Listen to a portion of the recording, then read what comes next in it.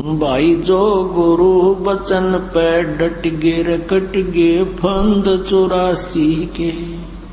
भाई जो गुरु बचन पे डट गे रकट गे फंद 84 के। कट गे फंद 84 के रकट गे फंद 84 के। भाई जो गुरु बचन पे डट गे रकट गे फंद 84 के। बोलो सतगुरुदेव की जय। बंदी छोड़ कबीर परमेश्वर जी की जय। बंदी छोड़ गरीबदास जी महाराज जी की जय। स्वामी राम देवानंद जी गुरु महाराज जी की जय। सर्व संतों की जय, सर्व भक्तों की जय, धर्मी पुरुषों की जय। श्री काशी धाम की जय, श्री छुड़ानी धाम की जय, श्री करोथा धाम की जय, श्री बरवाला धाम की जय। सत साहिब। ग्रीव नमो नमो सतपुरुष को नमस्कार गुरु के नहीं। सुर नर मुनि जन साधुआं संतों सर्वसदी नहीं। सतगुरु साहेब संत सब दंडोतम प्रणाम। आगे पीछे मध्य हुए तिनको जा कुर्बान। नराकार निर्विषम काल जाल भयभंजनम निर्लेपम निज निर्गुणम अकलनो बेशुंदनम। सोहम सुरति समाप्तम सकल समाना निर्तलय। उज्ज्वल हिरंबर हरदमम बेपरवा अथा है। मुआर पार नहीं मज्जतम। ग्रीब जो सुमर सिद्ध होई गणनायक गलताना। करो अनुग्रह सोई पारस पद परवाना। आदि गणेश मनाऊं गणनायक देवन देवा। चरण कमल लो लाऊं आदंत करूं सेवा। परम शक्ति संगीतम ऋषि दाता सोई। अवगत गुण अतीतम सत्य पुरुष निर्मोही। जगदम्बा जगदीशम मंगल रूप मुरारी। तन मन अर्पों शीसम भक्ति मुक्ति भंडारी। सुर नर मुनि जन ध्यावे ब्रह्मा विष्णु महेशा। शेष मुगावे पूज्य आदि गणेशा। इंद्र कुबेर सरीखा वरुण धर्म राय जावे। समरस जीवन जी का मन इच्छा फल पावे। 33 कोटि अधारा ध्यावे 88। उतरे भव जल पारा कट है यम की फांसी। 33 कोटि अधारा ध्यावे 88। उतरे भव जल पारा कट है यम की फांसी। सत साहिब। कर जोरूं विनती करूं धरूं चरण पर शीसे। गुरु जी नाम देवानंद जी महाराज ने दियो नाम बख्शीश। कोटि कोटि सिजदा करूं कोटि कोटि प्रणाम। चरण कमल में राखियो मैं बांधी जाम गुलाम। कुत्ता तेरे दरबार का मोतिया मेरा नाम। गले प्रेम की जेवड़ी जांखे चोवा जाऊं मैं। तो करो तो बावड़ू दूर दूर करो तो जाऊं। जो राखो तो ही रहूं जो देव सो खाऊं।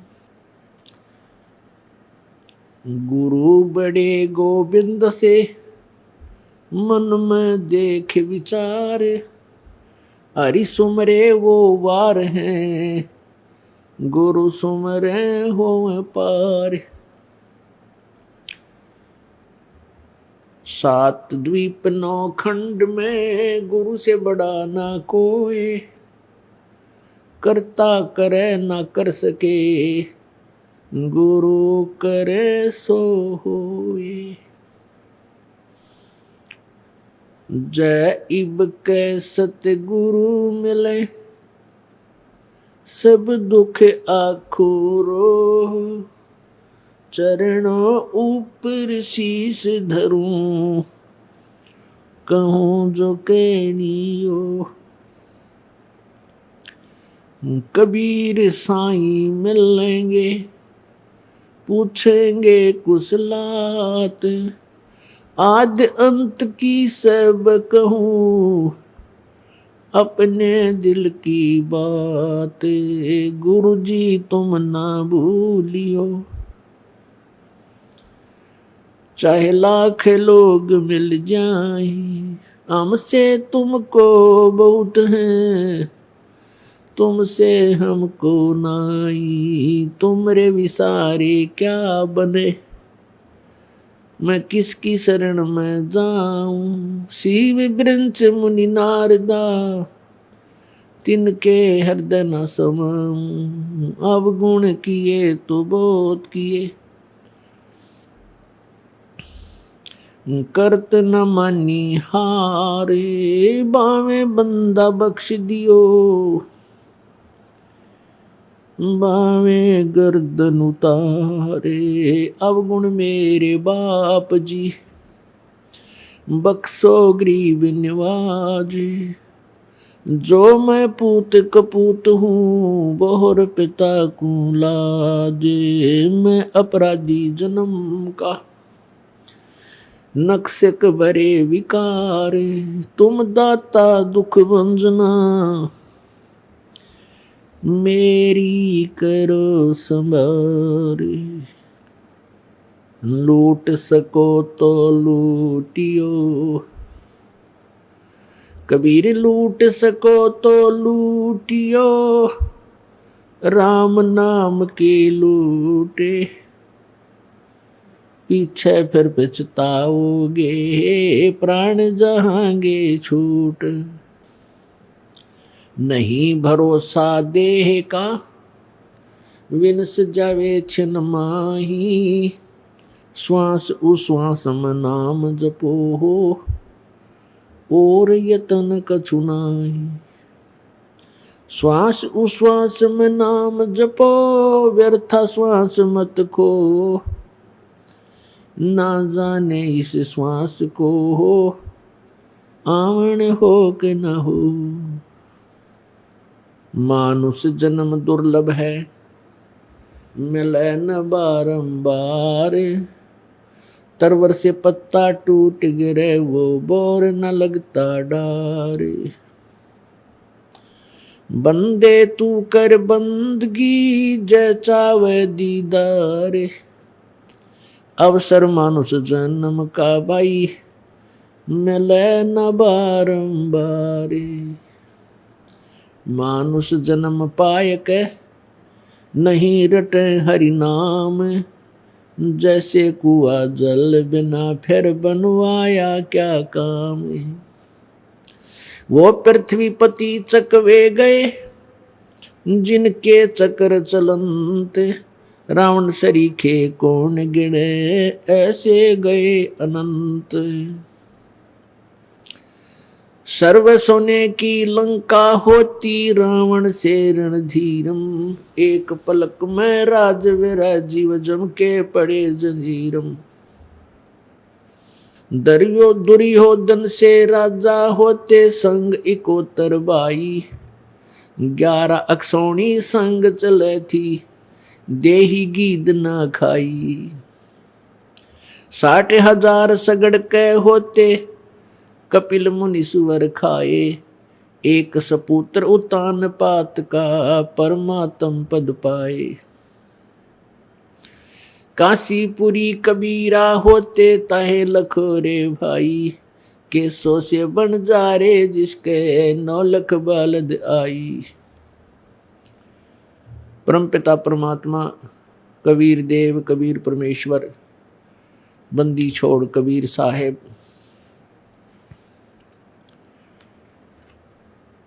ये पूर्ण परमेश्वर हैं। सर्व सृष्टि रचनहार हैं। अनंत कोट ब्रह्मांड का एक रति नहीं भार, सतगुरु पुरुष कबीर हैं ये कुल के सिरजनहार। ये वही परमात्मा है जो बनारस में जुलाहा रूप में 120 वर्ष रहकर सहशरीर आए थे, सहशरीर चले गए। उस परमेश्वर को ना पहचान कर हम अभी तक सब मानव समाज परमात्मा से वंचित रहा, काल के जाल में फंसा हुआ है। परमात्मा को न पहचानने का कारण रहा है ये अज्ञानी संत, ऋषि, महर्षि, जिनको अपने सदग्रंथों का यथार्थ ज्ञान नहीं था। परमेश्वर कबीर देव ने, सच्चिदानंद घन ब्रह्म ने स्वयं आकर के, सहशरीर आकर के 120 वर्ष बनारस में रह करके अपनी महिमा की वाणी, अपनी जानकारी कबीर वाणी द्वारा हमें प्रदान की। और बुद्धिमान जो परमात्मा को पहचाना जिस महान आत्मा ने, उसने उसको लिपिबद्ध किया, लेकिन हम उस वाणी को पहचान नहीं सके। हमारे को उस वाणी को पहचानने नहीं दिया इन नकली संतों ऋषियों ने। ये कहकर हमें बहकाते रहे कि कबीर एक अशिक्षित व्यक्ति है, ये वेदों और गीता जी के विषय में नहीं जान सकता, क्योंकि पवित्र चारों वेद, पवित्र गीता जी, पवित्र पुराण, ये सभी संस्कृत भाषा के अंदर लिपिबद्ध थे। और परमेश्वर ने अपनी सिंपल लैंग्वेज में, साधारण भाषा में वही तत्वज्ञान जो पवित्र वेदों में, चारों वेदों में, पवित्र श्रीमद् भगवत गीता जी में, पवित्र पुराणों में जो लिखा हुआ है, वही अपनी सिंपल लैंग्वेज में, साधारण भाषा में लिखवाया था, बोला था, इसलिए कि वो जन साधारण भी इस तत्व ज्ञान से परिचित हो सके। लेकिन काल से प्रेरित उन नकली संतों, ऋषियों, काल के दूतों ने परमात्मा की वाणी को रिजेक्ट करवा दिया, हमारे हृदय से उतार दिया कि इसके अंदर वेदों और गीता के विरुद्ध ज्ञान दिया हुआ है, पुराणों के विपरीत ज्ञान है। तो हमने उस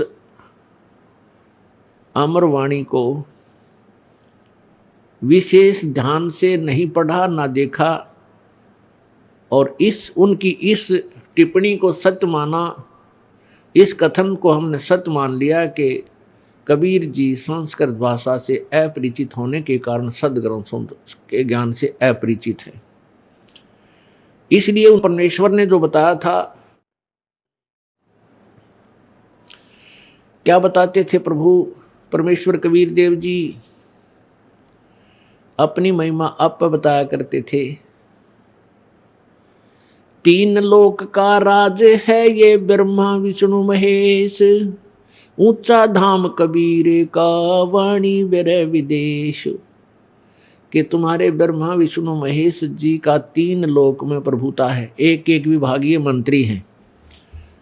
श्री ब्रह्मा जी रजगुण विभाग के, श्री विष्णु जी सतगुण विभाग के, श्री शिव जी तमोगुण विभाग के मंत्री हैं। ये 3 लोक पर इनका राज्य है। कौन से लोक हैं वे? स्वर्गलोक, ये अपना पृथ्वी लोक, और एक पाताल लोक जो नीचे है। इन 3 लोकों के प्राणियों के ऊपर इनका इतना अधिपत्य है कि जैसे ब्रह्मा जी के रजोगुण से प्रभावित होकर सभी प्राणी संतानोत्पत्ति करते हैं और यहाँ की सुख सुविधाओं की तरफ दौड़ते हैं।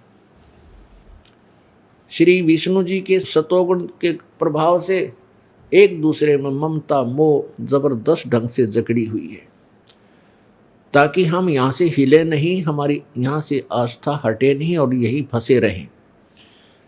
और तीसरे श्री शिव जी के तमोगुण के आधार से आप देख ही रहे हो कितने से कितना अच्छा प्रेमी हो, कितने अच्छा प्यारा मित्र हो, रिश्तेदार हो, पति पत्नी हो, 1 मिनट में झगड़ा करके और 10 दिन ना बोले या लट्ठम लट्ठा कत्लेआम हो जा।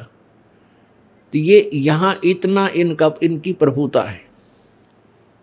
तो परमेश्वर कबीर देव का ऊंचा धाम, कबीर का, इनसे ऊपर वो स्थान है, सत्यलोक है कबीर भगवान का, कबीर देव का, सत्य पुरुष का, उस सच्चिदानंद घन ब्रह्म का। तो पुण्यात्माओं, हम अभी तक विचलित रहे, हम प्रभु की डेफिनेशन से भी परिचित नहीं, प्रभु की परिभाषा से भी अपरिचित रहे। अब इस दास को परमेश्वर ने वो अमर ज्ञान दिया, वो खजाना दे दिया, जिसको अब समझने के बाद वो तत्व ज्ञान दिया है, जिसको जानने के उपरांत हम परमात्मा को पहचान सकते हैं। और ये वो अनमोल खजाना है जो अपने ही घर में दबा हुआ था, अपने सदग्रंथों में भी लिखा हुआ था, लेकिन हम परमात्मा के संकेत को समझ नहीं सके। जैसे गीता जी अध्याय नंबर 8 के श्लोक नंबर 13 में गीता ज्ञान दाता कहता है कि मेरा एक ओम नाम है, और जो इसका अंतिम समय में भी जो इसका स्मरण करता हुआ शरीर छोड़कर जाता है, यानी आखिरी सांस तक मेरी ही भक्ति करता है, तो मैं परम गति को प्राप्त होता है। और गीता ज्ञान दाता ने 7वें अध्याय के 18वें श्लोक में अपनी परम गति को अनुत्तमाम, अति अश्रेष्ठ कहा है, घटिया बताया है। क्यों बताया है? क्योंकि 4थे अध्याय के 5वें श्लोक में गीता ज्ञान दाता कहता है, अर्जुन तेरे और मेरे बहुत जन्म हो चुके हैं, तू नहीं जानता, मैं जानता हूँ। क्योंकि जन्म मृत्यु गीता ज्ञान दाता की भी है, ब्रह्मा विष्णु महेश जी की भी है, और ब्रह्म की भी है, पर ब्रह्म की भी है। गीता ज्ञान दाता ब्रह्म है, लेकिन वो पूर्ण परमात्मा, पूर्ण ब्रह्म, सत्य पुरुष कबीर देव है, उसकी जन्म मृत्यु नहीं है, वो अजरो अमर है। इसलिए 15वें अध्याय के 4थे श्लोक में कहा कि अर्जुन, जब तुझे तत्वदर्शी संत मिल जाए, उसके पश्चात उस परमेश्वर के उस परम पद की खोज करनी चाहिए, जहां जाने के बाद प्राणी कभी लौटकर संसार में नहीं आती, अर्थात पूर्ण मोक्ष प्राप्त कर लेते हैं, सदा के लिए जन्म मृत्यु से रहित हो जाते। और जिस परमेश्वर ने सर्व ब्रह्मांडों की रचना की है, संसार रूपी वृक्ष की जिसने ये रचना की है, और मैं उसी की शरण में हूँ, गीता ज्ञानदाता कहता है।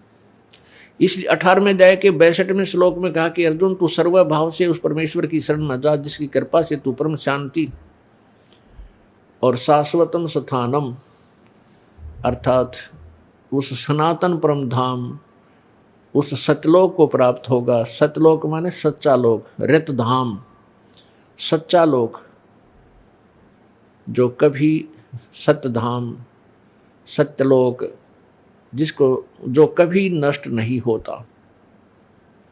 पुण्यात्माओं, इसलिए गीता अध्याय नंबर 7 के श्लोक नंबर 18 में अपने वाली साधना को भी अनुत्तमम बताया है, घटिया बताया है, क्योंकि और परमात्मा है कोई जिसकी भक्ति से पूर्ण मोक्ष होता है। इसलिए गीता अध्याय नंबर 17 के श्लोक नंबर 23 में कहा है कि उस परमेश्वर के पाने का, उस सच्चिदानंद घन ब्रह्म अर्थात पूर्ण परमात्मा परमेश्वर की साधना का केवल ओम तत्सत इति निर्देश है ब्रह्मण त्रिविध समर्थ है। उस पूर्ण परमात्मा सच्चिदानंद घन ब्रह्म की भक्ति का केवल ओम तत्सत, ये 3 मंत्र का जाप है, जो 3 विधि से इसका जाप सिमरण किया जाता है। और सृष्टि के प्रारंभ में विद्वान पुरुष जो तत्व ज्ञान से परिचित हुए, इसी आधार से अपनी साधनाएं यज्ञ आदि किया करते थे। पुण्यात्माओं, कुछ संतजन हरिओम, इस ओम तत्सत के साथ हरि ओम और लगा के अपनी तरफ से ये एक मंत्र बनाकर अपने अनुयायियों को देते हैं। इसका ही रट शुरू करवा दी, हरिओम तत्सत, हरिओम तत्सत, हरिओम तत्सत। ऐसे ऐसे कई पुजारी हमें मिले, उन्होंने बताया कि वो संत ये नाम देता है, वो संत ये नाम देता है, और उनके भूत अंदर प्रवेश है, प्रेत उनके अंदर प्रवेश है, उनकी दुर्गति हो रही है, चक्कर खा के गिर जाते हैं, हंसी आंखें हो जाती हैं। तो क्या कहते हैं? कहते तेरी साधना का फल है निकम्यो, जो टट्टू फल है, आंखें ठहर गई, आंख लाल होगी, मूर्छा आ गई, न बोले तेरी साधना। और क्या कहें? तुम्हारी साधना का फल है, भक्ति करो, तुम्हारी सुरती चढ़ गई, तुम्हारी कुंडली खुल गई। मूर्ख बनाने तो अतिरिक्त कुछ भी काम नहीं। ये सब व्यर्थ बातें हैं, क्योंकि इनको ओम तो सीधा मंत्र है।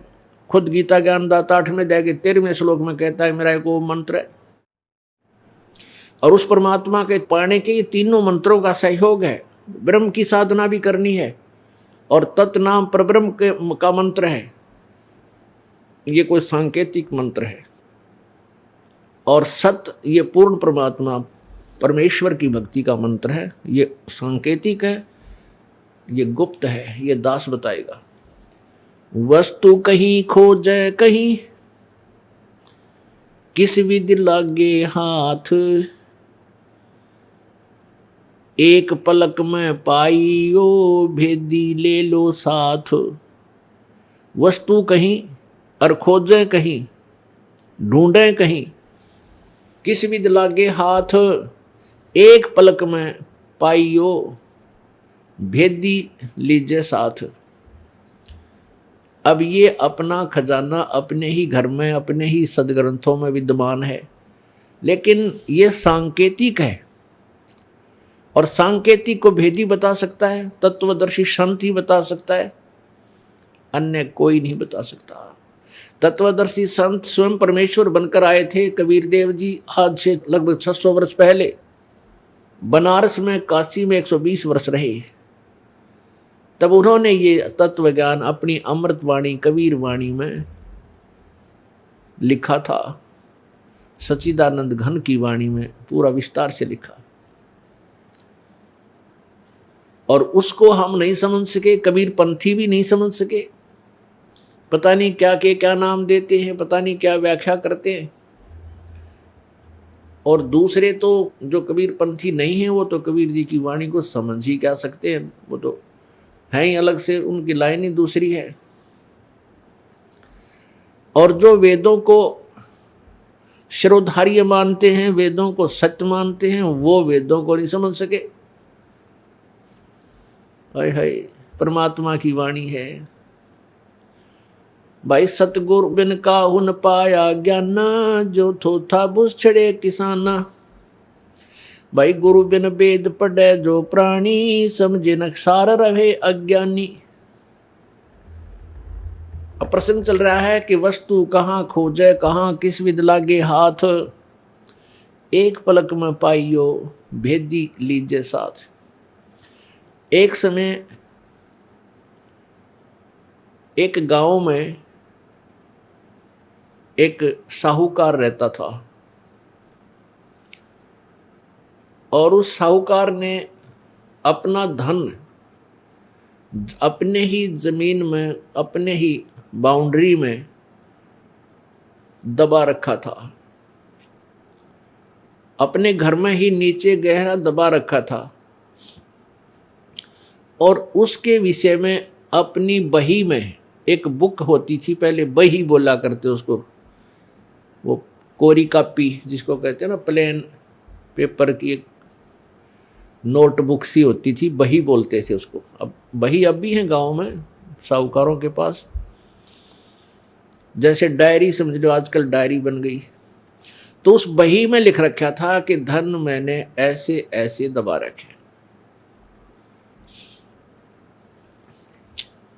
अपने पुत्रों को कहा करता, बेटा मेरी मृत्यु के बाद चिंता मत करियो, मैंने धन बहुत दाब रखा है, और इस नोटबुक में लिख रखा है, वही में, और उसको समझकर प्राप्त कर लियो। अब समय आ गया, उसके पिताजी की मृत्यु होगी। मृत्यु होने के बाद पिताजी का अंतिम संस्कार करने के उपरांत उन बच्चों ने सोचा भी पिताजी ने बही में लिख रखा था, वो धन बहुत है, देखते हैं। उस बही में लिखा हुआ था, उस नोटबुक में लिखा था कि कोई भी महीना लीजिए कि जेठ उतरते की चतुर्दशी की रात्रि के 12 बजे इतना धन मंदिर के गुंबद में दबा रखे। क्या लिख रखा था कि जेठ उतरते की चतुर्दशी यानी चांदनी रात, चांदनी चतुर्दशी सुदी, जिसमें रात्रि में चंद्रमा निकलता है, रात्रि के 12 बजे और मंदिर के गुम्मज में इतना पैसा दबा रखे। उस साहूकार ने अपने ही आंगन में एक मंदिर बनवा रखा था और उस मंदिर का ऊपर गुम्मज बना हुआ था, पूजा करते थे उसमें। तो उनके पुत्रों ने बही को पढ़ा, उस नोटबुक में लेख पढ़ा और रात्रि के समय 12 बजे वो मंदिर का गुम्बद फोड़ दिया, ताकि इसमें धन दाब रखा पिताजी। तो वो धन उसमें था नहीं, वो मंदिर फोड़ दिया, गुम्बद फोड़ दिया, पैसा पाया नहीं। अब बड़े हताश हुए और गांव वाले कहने लगे, रहे निकम्मों, तुम्हारे पिताजी ने तो ऐसा बढ़िया मंदिर बनवाया था, नास्तिकों तुमने क्यों तोड़ दिया मंदिर। अब न्यू क्यों बताओगे, इसमें पैसे दाब रखे मेरे पिताजी ने। कहने लगे जी बढ़िया बनावाएंगे इसको, मेरे पिताजी कह के गए थे बेटा इसको अच्छा बनवाना। गांव वाले शांत हुए। फिर उन बच्चों को बड़ा दुख हुआ कि पिताजी ने तो झूठ बोल दिया, जहां लिखा था वो पैसा वहां मिला नहीं। दोनों बड़े क्षुब्ध हुए, पिताजी को उलाने देने लगे कि पिताजी झूठ बोलते थे, झूठे थे। एक दिन उनका चाचा जी आ गया, कोई नाते में उनके पिता का मित्र था, वो वहां आ गया। उनसे जब कुशल मंगल होने के बाद पूछा कि अंकल जी मेरे पिताजी तो बहुत झूठे आदमी थे, नो क्या करते, हमारे पास घना धन है बेटा और हमने दबा रखा है, और पिताजी का जहाँ उन्होंने लिखा था वो धन मिला नहीं हमने, पिताजी झूठ बोल गए। तो उनका अंकल जो था, उनके पिताजी का मित्र, वो कहने लगा भाई वो नोटबुक मुझे दिखाओ, वो बही मुझे दिखाओ। उसने पढ़ कर देखा कि जेठ उतरते की चतुर्दशी यानी सुदी चतुर्दशी 14 और रात्रि के 12 बजे मंदिर के गुम्बद में इतना धन दाब रखे। तो वो समझ गया तुरंत, कहने लगा बेटा यो मंदिर का गुम्बद उतना ही बनाओ, वैसा ही बनाओ, बड़ा छोटा मत करियो, और धन बताऊंगा मैं तुम्हारे को।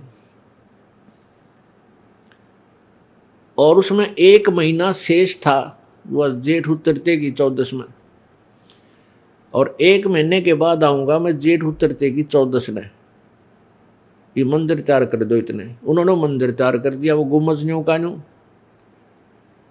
उस दिन आकर के रात्रि के समय उनके अंकल ने, उस ताऊ जी ने, चाचे ने बताया कि जहां चंद्रमा के प्रकाश से मंदिर के गुम्बद की छाया उनके आंगन में जहां थी, उसको निशान लगा दिया कि यहां खोदो। अब वहां रात में खोदा तो धन जो का तो मिल गया। तो ये संत जो हैं ये गुम्बद फोड़नीय हैं, इनको अपने सदग्रंथों का ज्ञान हुआ नहीं और सब ने बकवाद गढ़ रखी है। अब इस दास को परमात्मा ने इतनी बुद्धि दी कि हमने वो स्थान ढूंढ लिया जहाँ यो खजाना था। ये सांकेतिक शब्द हैं, वो सांकेतिक शब्द थे कि जेठ उतरते की 14 रात्रि के 12 बजे और मंदिर के गुम्बद में इतने रुपये दबा रखे। तो बुद्धिमान था, उसने देखा रात्रि के 12 बजे क्यों लिखा, और वह 14 क्या लिखने की जरूरत क्या थी, धन तो कि कद्दे दावे दे लिखने, उसमें फायदा क्या थी। तो उसने तुरंत हिसाब डाल लिया कि रात्रि के 12 बजे जब चंद्रमा की रोशनी में गुम्बज की जहाँ छाया जाएगी, वो स्थान निर्धारित था, वहाँ धन मिल गया। तो ऐसे है, वस्तु कहाँ खोजे कहाँ, और किसी भी दिलागे हाथ, एक पलक में पाइयो बेदी ले लो साथ। भेदी, अब तत्व ज्ञान जो तत्वदर्शी संत है, ये भेदी होता है परमात्मा के सदग्रंथों का, उसकी महिमा का। तो पुण्यात्माओं, ऐसे ये अभी तक ये बिजली गिरी रही, अज्ञान अंधेरा इतना हो गया कि केवल दंत कथाओं पर हम आधारित हो गए। परमेश्वर ने आकर के अपनी अमृतवाणी में वो भेद दिया जिसको आज तक न कोई कबीरपंथी समझ सके, और दूसरों को तो कहें क्या। तो पुण्यात्माओं, अब शुभ अवसर आ गया है। परमपिता परमात्मा, सारी सृष्टि के रचनहार, कुल मालिक कबीर देव, कबीर प्रभु अपने तत्वज्ञान को आप ही बताया करते थे। आप पे आरती आप पे साजे, आप पे किंगर आप पे बाजे, आप पे ताल झांझ झनकारा, आप नचे आप देखण हारा, कह कबीर ऐसी आरती गाऊं, आप माए आप समाऊं। परमेश्वर ने आप ही यहां तत्वदर्शी संत की भूमिका करनी पड़ी, और स्वयं ही एक दास की भूमिका की, और स्वयं ही जगत गुरु जी का रोल किया, और स्वयं ही एक नेक इंसान यानी एक अच्छे नागरिक का रोल किया। पुण्यात्माओं, परमात्मा हमें उदाहरण देकर गए हैं कि यदि तुमने परमात्मा पाना है, परमात्मा कहते थे जैसे मैं अपनी दिनचर्या बनाए हुए हूं, ऐसे ही आपने बनानी है। उस समय के धारणा थी, जाति पाति छुआछूत चरम सीमा पर थी, और उस समय के व्यक्ति यही मानते थे कि परमात्मा की भक्ति करना और परमात्मा का ज्ञान प्राप्त करना केवल एक ब्राह्मण वर्ग को ही अधिकार है, और वही परमात्मा पा सकते, और अन्य वर्ग प्रभु प्राप्ति नहीं कर सकता, ऐसी धारणा बनी हुई थी। तो परमेश्वर ने आकर के अपनी लीला एक शूद्र वर्ण में, जैसे अपने 4 वर्ण हैं, ब्राह्मण क्षत्रिय वैश्य और शूद्र, तो परमात्मा शूद्र वर्ण में आए और जुल्हे की भूमिका की। और जुल्हा भी इतना गरीब, हैंड टू माउथ, यानी इतनी दारिद्री, इतनी गरीबी कि प्रतिदिन कपड़ा बुने, 2-4 दिन में जितना बन जाए उसको, उसकी जो कमाई आवे थी, उसकी बुनाई आवे थी पैसे की, उससे अपना गुजारा करते थे और भगवान भजते थे। वो हमें एक शिक्षा देकर गए हैं कि बच्चों, परमात्मा पाने के लिए जाति मजहब का लक्ष्य नहीं है। परमात्मा पाने के लिए आत्मा निर्मल हो, विकार रहित हो, बीड़ी शराब मांस तम्बाकू आदि ये त्यागनी पड़ेंगी, चोरी ठगी बकवाद, और पूर्ण गुरु हो और सच्ची लगन से भक्ति करो। गरीब हो चाहे अमीर, रंग है चाहे राजा, किसी भी वर्ण का व्यक्ति है, चाहे ब्राह्मण है, चाहे अक्षत्रिय है, चाहे वैश्य है, चाहे शूद्र है, यदि उसको तत्वदर्शी संत मिल जाता है, भक्ति सत्य करता है, बुराइयों से दूर रहता है, तो परमात्मा प्राप्ति निश्चय होगी। इसी अंधेरे को हटाने के लिए परमेश्वर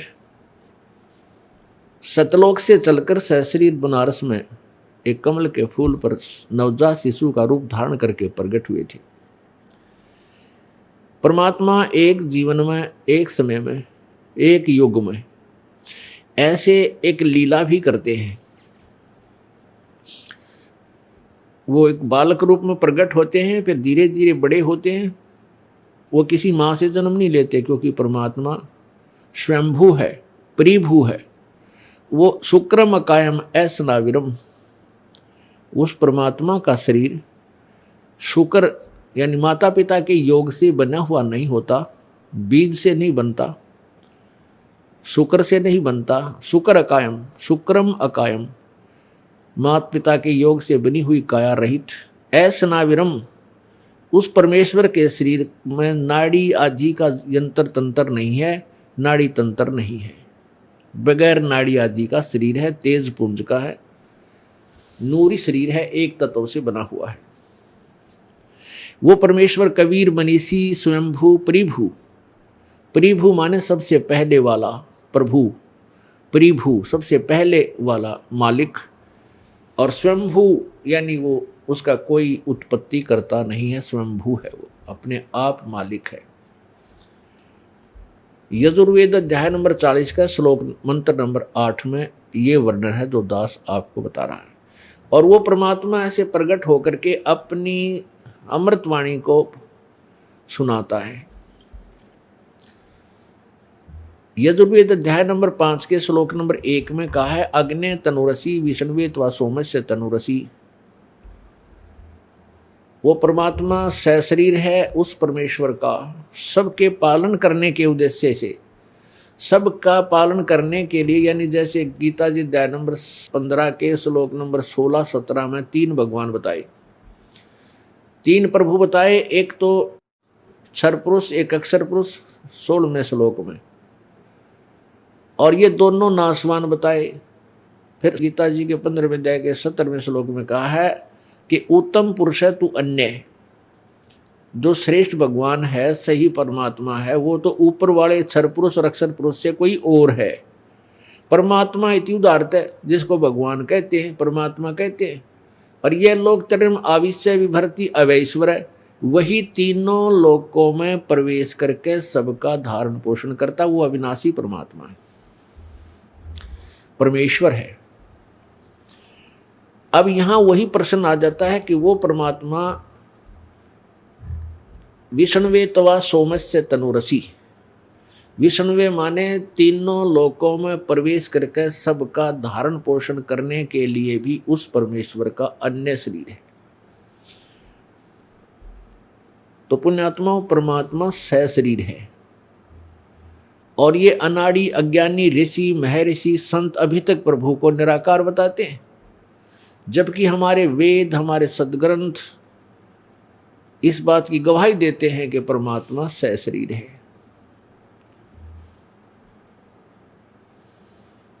इसीलिए तो कहा है कि गुरु बिन काहू न पाया ज्ञाना, जो थो था बुस छड़े किसाना। गुरु बिन वेद पढ़े जो प्राणी, समझे न सार रहे अज्ञानी। उस परमेश्वर ने अपने महिमा के ग्रंथों का, जैसे चारों वेद भी परमेश्वर की महिमा ही गाते हैं कबीर जी की। परमेश्वर कबीर जी ने बताया कि वेद मेरा भेद है और मैं ना वेदन के माही, अर्जुन वेद से मैं मिलूं वो वेद जानते नहीं। जैसे गीता जी अध्याय नंबर 4 के श्लोक नंबर 32 में कहा है कि अर्जुन, जो मैंने 25 से लेकर 31 तक तुझे बताया है कि कोई ऐसी पूजा करता है, कोई ऐसी साधना करता है, कोई ऊपर को पैर करके, कोई प्राणायाम करके, कोई डेली पाठ स्वाध्याय करके ही, कोई अहिंसावादी होकर के मुंह पर पट्टी बांध कर नंगे पैरा घूमता है, कोई देवताओं की पूजा करता है और उन पूजाओं को पाप नाशक जान कर करता है, अपनी साधना न बढ़िया मान के करता है। लेकिन चौथे अध्याय के 32वें श्लोक में कहा है कि इस प्रकार की बहुत सी विस्तार से और जो वास्तविक ज्ञान है इन साधनाओं के विषय में, वो सच्चिदानंद घन की वाणी में लिखा है। ब्रह्मण मुखे यानी सच्चिदानंद घन, इन्होंने अनुवादकर्ताओं ने चौथे अध्याय के 32वें श्लोक में ब्रह्मण का अर्थ वेद कर दिया। नहीं, ब्रह्मण का अर्थ यहाँ वेद नहीं है। जैसे 17वें अध्याय के 23वें श्लोक में लिखा है ओम तत्सत इति निर्देश है ब्रह्मण त्रिविध समर्थ है, वहाँ इन अनुवादकर्ताओं ने ब्रह्मण का ठीक अर्थ किया है कि सच्चिदानंद घन परमात्मा के प्राप्ति का ओम तत्सत ये मंत्र है। तो वह ब्रह्मण का अर्थ सच्चिदानंद घन ब्रह्म है। तो यहाँ चौथे अध्याय के 32वें श्लोक में ब्रह्मण का अर्थ सच्चिदानंद घन ब्रह्म की मुखे यानी उन्हीं के मुख में से उच्चारित जो मुख्य वाणी है, कबीर वाणी, सच्चिदानंद घन की वाणी में वो ज्ञान विस्तार से लिखा है। तो परमात्मा अपनी महिमा का ज्ञान हमें सुनाया करते थे, लेकिन हम उसको समझ नहीं सके। अब क्या बताते हैं, वो सच्चिदानंद घन की वाणी अलग है इन वेदों से, वो वेद है, वो भी वेद है, वो भी एक अलग से ज्ञान है जिसमें चारों वेद, 18 पुराण, उपनिषद आदि सभी का समावेश है। तो कबीर परमात्मा ने कहा कि वेद मेरा भेद है, ये तुम्हारे चारों वेद जो हैं मेरे ही विषय में जानकारी देते हैं, परंतु मैं ना वेदन के माही, अर्थात मैं इन वेदों में वर्णित विधि से मेरी प्राप्ति नहीं है, क्योंकि इसमें क्लियर नहीं है, मेरे पाने की विधि स्पष्ट नहीं है। केवल ब्रह्म तक की साधना क्लियर लिखी है कि ब्रह्म का ओम जाप है। और जौन वेद से मैं मिलूं वो वेद जानते ना। गीता जी के 4 अध्याय के 32वें श्लोक में कहा है कि इस प्रकार की बहुत से यज्ञ विस्तार से सच्चिदानंद घन की वाणी में विस्तार से लिखे हैं, और उनको जानकर ये पूर्ण रूप से प्राणी मोक्ष प्राप्त कर लेता है। 4 अध्याय के 34वें श्लोक में कहा है कि अर्जुन, उस तत्व ज्ञान को, सच्चिदानंद घन की वाणी को किसी तत्वदर्शी संत के पास जाकर समझ, उनको दंडवत प्रणाम करने से, कपट छोड़कर प्रश्न करने से वो तत्वदर्शी संत तुझे परमेश्वर के बारे में यथार्थ जानकारी देंगे। इसी से दुहा कि गीता ज्ञान से अन्य कोई और ज्ञान है जो गीता ज्ञान दाता अपरिचित है, और उसको बताने वाला भी कोई तत्वदर्शी संत है। वो तत्वदर्शी संत की पहचान 15वें अध्याय के गीता जी के प्रथम श्लोक में कहा कि ऊपर को जड़ और नीचे को तीनों गुण रूपी रजगुण ब्रह्मा, सतगुण विष्णु, तमगुण शिवजी रूपी शाखाओं का ये उल्टा लटका हुआ संसार रूपी वृक्ष है। और जो संत इसको जड़ से लेकर पत्तों तक सभी अंगों सहित जानता है, स वेदवित, वो वेद के तात्पर्य को समझने वाला, जानने वाला है, अर्थात वह तत्वदर्शी संत है। कबीर परमेश्वर स्वयं आकर के तत्वदर्शी संत की भूमिका की थी प्रभु ने। अक्षर पुरुष एक पेड़ है, निरंजन वा की डार, और तीनों देवा शाखा हैं, ये पात्र रूप संसार। ओए होए, परमेश्वर ने स्वयं आकर के अपनी महिमा अप बताई, अप आरती, अप साजे, अप किंगर, अप बाजे, अप ताल झां जनकारा, आप नचे आप देखन हारा।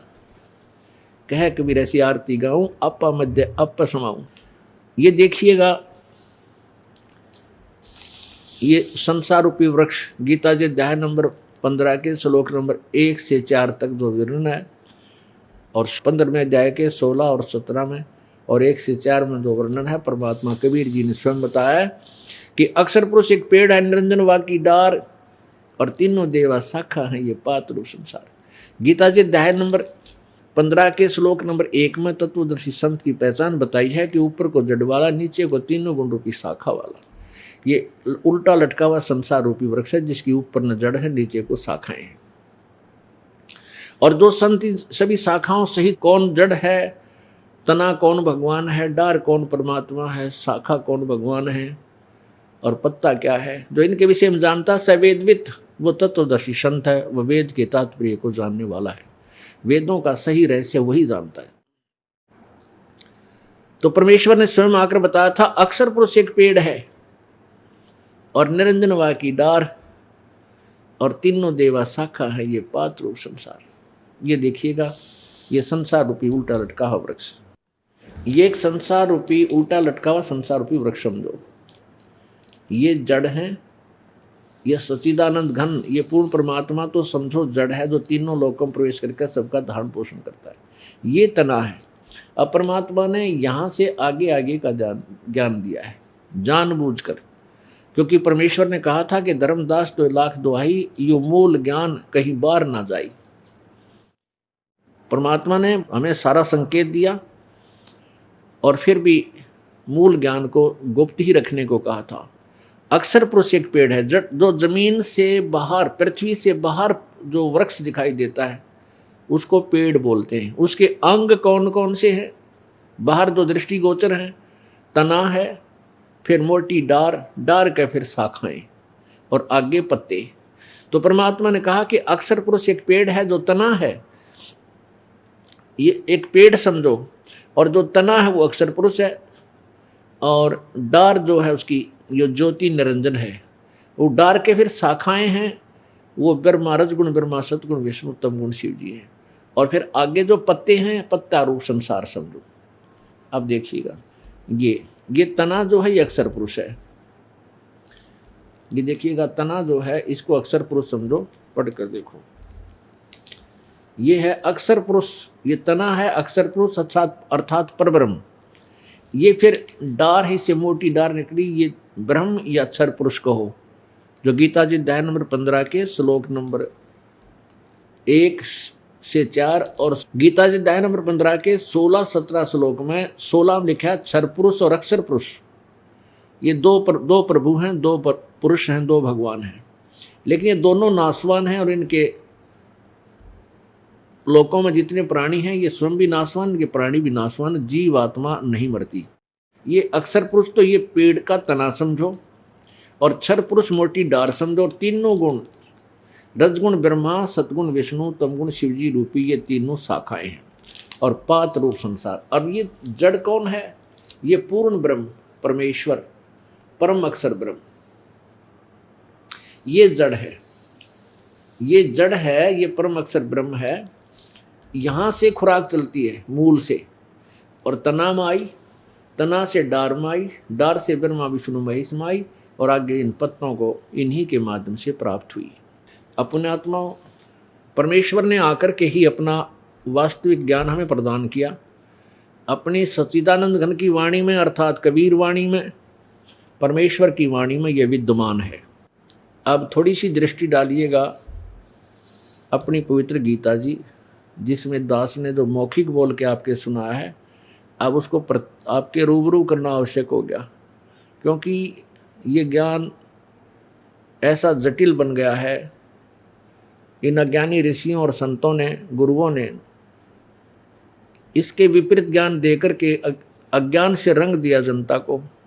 अब उस अज्ञान को हटाने के लिए, उस नकली पेंट को रिमूव करने के लिए रह कर रेग मारना पड़ता है, और फिर वो ओरिजिनल पेंट करना होगा, फिर वो कभी नहीं उतरेगा।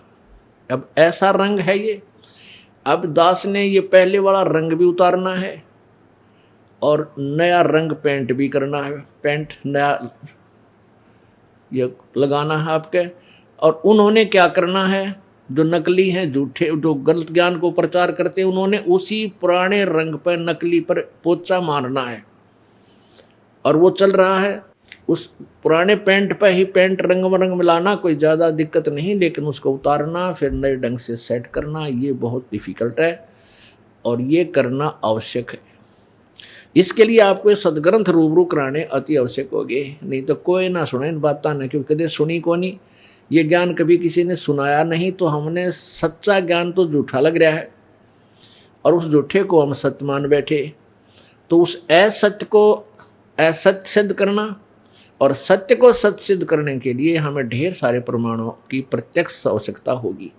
इसलिए ये दास आपको रह कर ये सत्य ग्रंथ सुनार दिखा रहा है। नहीं तो मैं जैसे इस एक बार जब ये ज्ञान सबके हृदय में रंग जाएगा, फिर तो सीधी कथा सुनाया करेंगे परमात्मा की महिमा की, और आप गद गद हो जाया करोगे। अब मैं कथा सुनाऊंगा कबीर भगवान की, ऐसे ऐसे उन्होंने किया, किससे के पल्ले ना पड़े, झूठ बोल रहा है कबीर पंथी है, इसलिए अपने अपने भगवाना की सब महिमा गाते हैं। जैसे राम और श्री कृष्ण जी की महिमा कोई कहीं खड़ा होकर सुना दे, सब ने स्वीकार यह है, ऐसा ही है, ऐसा ही है। क्या सुनाया करते? ये अजरो अमर हैं, सर्वशक्तिमान है, सर्वेश्वर है, महेश्वर है, इनके कोई माता पिता नहीं, सब ब्रह्मांडों के रचने वाले, यही कुल के मालिक हैं। तो इस असत्य को हजारों बार सुनने से हमने इसको सत्य मान लिया था, जबकि ये ब्रह्मा विष्णु महेश कहते हैं हम तो नासवान हैं, इनकी अपनी जीवनी में लिखा है। तो पुण्यात्मा, यदि ये सदग्रंथ रूबरू ना कराइए दास, तो कोई ना सुने, इस दास के एक वचन को भी नहीं सुने, और डले मारे, पत्थर मारना, झूठा है, कपटी, हमारे देवताओं को यो जो नासवान बताता है, एक समस्या और पैदा हो जाए। तो इसलिए इस दास ने रह कर ये सदग्रंथ आपके रूबरू कराने अति आवश्यक हो गए, ताकि मुझे पत्थर ना पड़े, मुझे धक्के ना लगे। जैसे पुण्यात्मा इस दास को इन सदग्रंथों की, पवित्र चारों वेद, पवित्र श्रीमद् भगवद गीता, पवित्र पुराण आदि, इन सदग्रंथों की दास को आवश्यकता नहीं थी। ये नहीं कि मैं इनका आदर नहीं करता या इनको गलत मानता हूं, क्योंकि मुझे वो ज्ञान मिल गया जो इनमें तो है, वो तो है ही है, लेकिन जो इनमें लिखा है कि वो ज्ञान और किसी से पूछो, ये इनकम्प्लीट शास्त्र हैं, ग्रंथ हैं, ऐसे वेद हैं। यजुर्वेद अध्याय नंबर 40 के श्लोक नंबर 10 से लेकर 13 तक स्पष्ट किया है वेद ज्ञान दाता ब्रह्म ने कि कोई तो परमात्मा को जन्म लेने वाला, उत्पन्न होने वाला कहता है, कोई उत्पन्न न होने वाला कहता है, अर्थात कोई साकार बताता है, कोई निराकार बताता है। उस परमेश्वर के विषय में यथार्थ ज्ञान तो तत्वदर्शी संत बताएंगे, उनसे सुनो। इससे सिद्ध है कि वेद ज्ञान कंप्लीट नहीं है और गलत नहीं है। तो इस दास को वो सच्चिदानंद घन की वाणी मिल गई थी जिसमें इस सभी सदग्रंथों का समावेश है। इनकी आवश्यकता ही नहीं रहती जब हमें कबीर वाणी का सही ज्ञान हो जाएगा। तो इसलिए ये बुरे नहीं है, लेकिन मुझे आवश्यकता नहीं थी। इसलिए दास ने सबसे पहले उन्हीं के आधार से गांव-गांव में प्रचार किया, तो उसका रिजल्ट अच्छा नहीं आया। क्यों नहीं आया? क्योंकि कुछ व्यक्ति ये कहते थे कि झूठ बोलता है, कबीर भगवान नहीं है, ब्रह्मा विष्णु महेश नासवान नहीं है, ये अजरो अमर है, सर्वेश्वर है, महेश्वर है। तो गांव-गांव में भी हमारे पत्थर लगने लगे। फिर दास ने क्या किया कि एक आश्रम की स्थापना इन भक्तों ने मिल करके सोचा कि कोई ऐसा स्थान नियुक्त किया जाए जहां पर बैठकर हम सब सामूहिक ढंग से सत्संग सुन सकें। गांव करोथा, जिला रोहतक में एक ज़मीन का टुकड़ा भक्तों ने लिया, वहाँ एक आश्रम की स्थापना की। तो वहाँ फिर दास ने एक दिन सोचा कि प्रभु आपकी वाणी अमर है, निर्दोष है, सत्य है, लेकिन आपकी वाणी में लिखा है कि वेद हमारा भेद है, मैं ना वेदन के माही, पर जौन वेद से मैं मिलूँ वह वेद जानते नहीं। परमात्मा आप कह रहे हो कि मेरी महिमा इन वेदों में वर्णित है। यदि आपकी महिमा प्रभु वेदों और गीता जी और पुराणों में मिल जाए, आपके बच्चे आपको पहचान सकते हैं दाता, नहीं तो बिल्कुल नहीं पहचानेंगे, क्योंकि इन अज्ञानियों ने आपके विषय में बहुत भ्रमणा पैदा कर रखी है। ऐसा बहुत बार मन में रह कर आया और विचार भी आया कि परमात्मा आपकी प्रेरणा से, आपकी कृपा से घर भी त्याग गया, नौकरी भी छोड़ दी और ये काम अधूरा रह गया। पालिक, इस दास का जीवन व्यर्थ है। कई बार ऐसी प्रेरणा आई, आंखों में आंसू आए, कैसे समझाऊं इन भोली आत्माओं को, आपको भगवान ये नहीं मानने को तैयार है। ठीक है, जिनका सुख हो जाता वो तो मान गए, लेकिन ये कोई आधार नहीं है। सुख तो थोड़ा बहुत सुख तो कोई और भी दे देता है। जैसे दादू साहब कहते हैं, और संत सब कूप हैं के तेज रीता नीर, और दादू अगम अपार है दरिया सत कबीर। जैसे दादू साहब कहते हैं, और संत सब कूप हैं के तेज रीता नीर, और दादू अगम अपार है दरिया सत कबीर। जैसे कुआं है, कुएं से भी जल मिल जाता है, काम चलाओ वो भी काम कर दे। एक जरीता नीर होता है, जैसे झरना छोटा मोटा कोई नाला बनकर चाल पड़े, वो भी काम चला दे, लेकिन वो सफिशिएंट नहीं है। और कहते दरिया सत कबीर, कबीर परमात्मा तो दरिया हैं। यानी ऐसे ही परमात्माओं में अंतर है। ब्रह्मा विष्णु महेश भी भगवान हैं, ये भी किस सतर के प्रभु हैं, इनसे हमारा काम नहीं चले। ये अजरो अमर नहीं है, तो हमें अजरो अमर होना, ये अजरो अमर हमें नहीं कर सकते। ऐसे ब्रह्म भी नासवान है, परम ब्रह्म भी नासवान है, केवल परम अक्षर ब्रह्म अविनाशी है। तो इस दास ने ये सोचा था कि आपकी महिमा यदि सदग्रंथों में मिल जाए, प्रभु आपके बच्चे आपको पहचान सकते हैं। जिनको सुख हुआ, क्योंकि परमात्मा में वो शक्ति है कि सुख तो ये फ्री ऑफ कॉस्ट देता है। बहुतों को लाभ हुआ, बहुत से भक्त अनुयायी हुए, लेकिन फिर बाद में कंडम भी हो जाते, टूट जाते, छोड़ जाते। 4 सुख हो जाते, एक ना होता उन्हीं की नालायकी थे, मर्यादा ठीक ना रखने से, फिर वो चले जाते, कोई लाभ नहीं हुआ। हमारी इतनी बुद्धि है कि इतना लाभ हो ले और एक ना हुआ, उससे तो भगवान से दूर हो जाएंगे। तो ये कोई आधार नहीं था इस मार्ग को आगे चलाने का। इसका आधार ज्ञान हो, ज्ञान के बाद फिर समाधान तो आप डेली लो मालिक पर। उसके गुणों में लिखा है कैसे सुख भगवान दिया करता है। फिर दया करी परमेश्वर ने, एक दिन ये जो श्रीमद् भगवत गीता, गीता प्रेस गोरखपुर से अनुवादित, ये उठा के देखी। इसमें जगह जगह लिखा कोई और परमात्मा है, उस परमात्मा की शरण में जा, उसकी शरण में जाने से तो परम शांति और शाश्वत स्थान को प्राप्त होगा।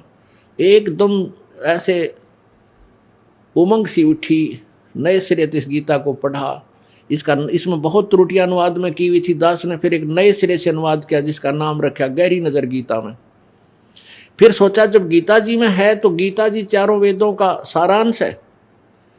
फिर उन वेदों को उठाया जो इन अनुवादकर्ता नकलियों ने हिंदी में अनुवाद कर रखा था, उसमें बहुत सी गड़बड़ थी।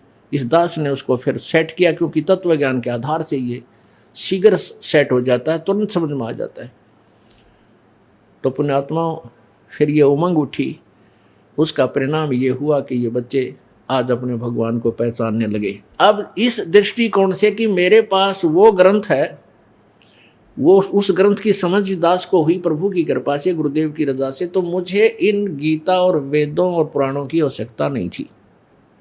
लेकिन आपके लिए जो पुण्यात्मा गीता जी वेदों, पवित्र वेदों को, पवित्र पुराणों को सत्य मानते हैं, उनके लिए ये रखने आवश्यक हो गए। आपको दिखाना जरूरी हो गया कि कहीं आप मेरे से झगड़ा ना कर बैठो। जैसे एक अंधा रात्रि के समय जलती हुई लालटेन हाथ में लिए जा रहा था, जगती हुई लालटेन, एक टॉर्च समझो। आजकल के बच्चे लालटेन ना देखी हो शहर वालों ने, तो इन्होंने सोच लिया एक टॉर्च ले रहा था हाथ में और जगा रखी थी।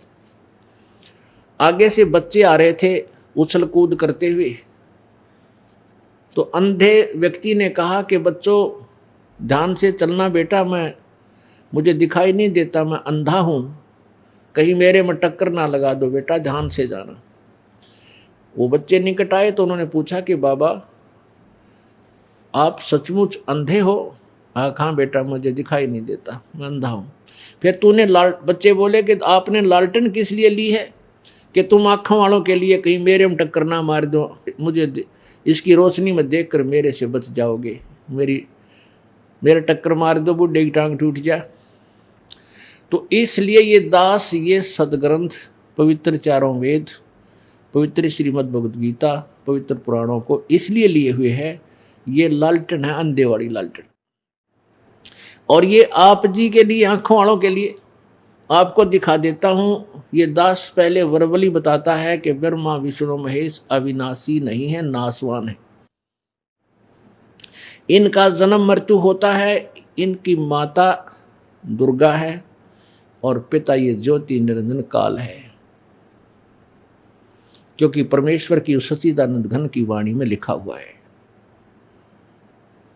मां अष्टंगी पिता निरंजन, ये जमदारुण वंशन अंजन, पहले की निरंजन राई, पीछे से माया उपजाई। तो परमात्मा ने बताया है कि ये तीन पुत्र अष्टंगी जाए, ब्रह्मा विष्णु शिव नाम धराए। ये परमात्मा की वाणी में, सच्चिदानंद घन की वाणी में, अर्थात उस 5वें वेद में लिखा हुआ था। और इसको कोई मानने को तैयार नहीं था, सच्चिदानंद घन की वाणी को, परमेश्वर कबीर देव की वाणी को। और जब ये अपने पुराणों में स्पष्ट दिखाई दिया तो सब ने सहर्ष स्वीकार किया कि परमेश्वर की वाणी में जो लिखा है वो सत्य है। क्योंकि इन वेदों और गीता और पुराणों को पढ़ने वाले वो विद्वान ब्राह्मण और ऋषि महर्षि कहलाने वाले वो सारे झूठे और कपटी थे, अज्ञानी थे, उनको समझ नहीं थी अपने सदग्रंथों की। तो पहले आपको ब्रह्मा विष्णु महेश अजर अमर नहीं है ये दिखाना पड़ेगा, क्योंकि प्रसंग ये चल रहा है और ये ज्ञान अब पूरे विश्व में, और हमने सीडी भर रखी हैं, डीवीडी कैसेट बना रखी है, हम समाज में प्रवेश कर रहे हैं सस्ते रेट में।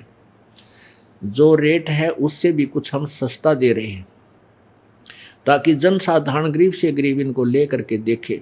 और जो इनको सुन रहा होगा कि ब्रह्मा विष्णु महेश को नासवान बता रहा है, तो एकदम उसको ऐसा होगा जैसे कुनीन खा ली। फिर उसका मीठा मुँह करने के लिए या खांड खिलानी पड़ेगी, वह लालटेन दिखानी पड़ेगी, वो पुराण दिखाने होंगे, फिर वो मान जाएगा। कहाँ ये बात तो भाई सत्य है, संत अपने अपनी तरफ से कुछ नहीं कह रहा, यानी दास अपनी तरफ से कुछ नहीं कह रहा, केवल पढ़ कर सुनाऊं हूं और फिर मौखिक बता देता हूं। इतना सा ये काम दास कर रहा है, क्योंकि टीचर का कार्य होता है सिलेबस को एज इट इज सुनाओ बच्चों को, ताकि वो फिर अपनी किताबों बुक में पढ़ें तो वो सही पावे और उनको दृढ़ विश्वास हो जाए। ये देखिएगा श्रीमद् देवी भागवत, गीता प्रेस गोरखपुर से प्रकाशित है।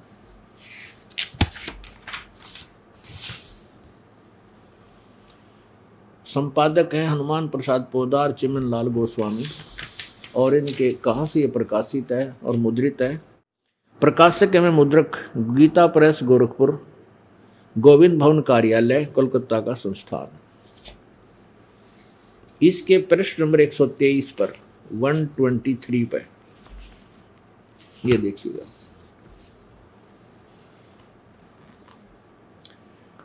ये ब्रह्मा विष्णु जी स्वयं स्वीकार कर रहे हैं।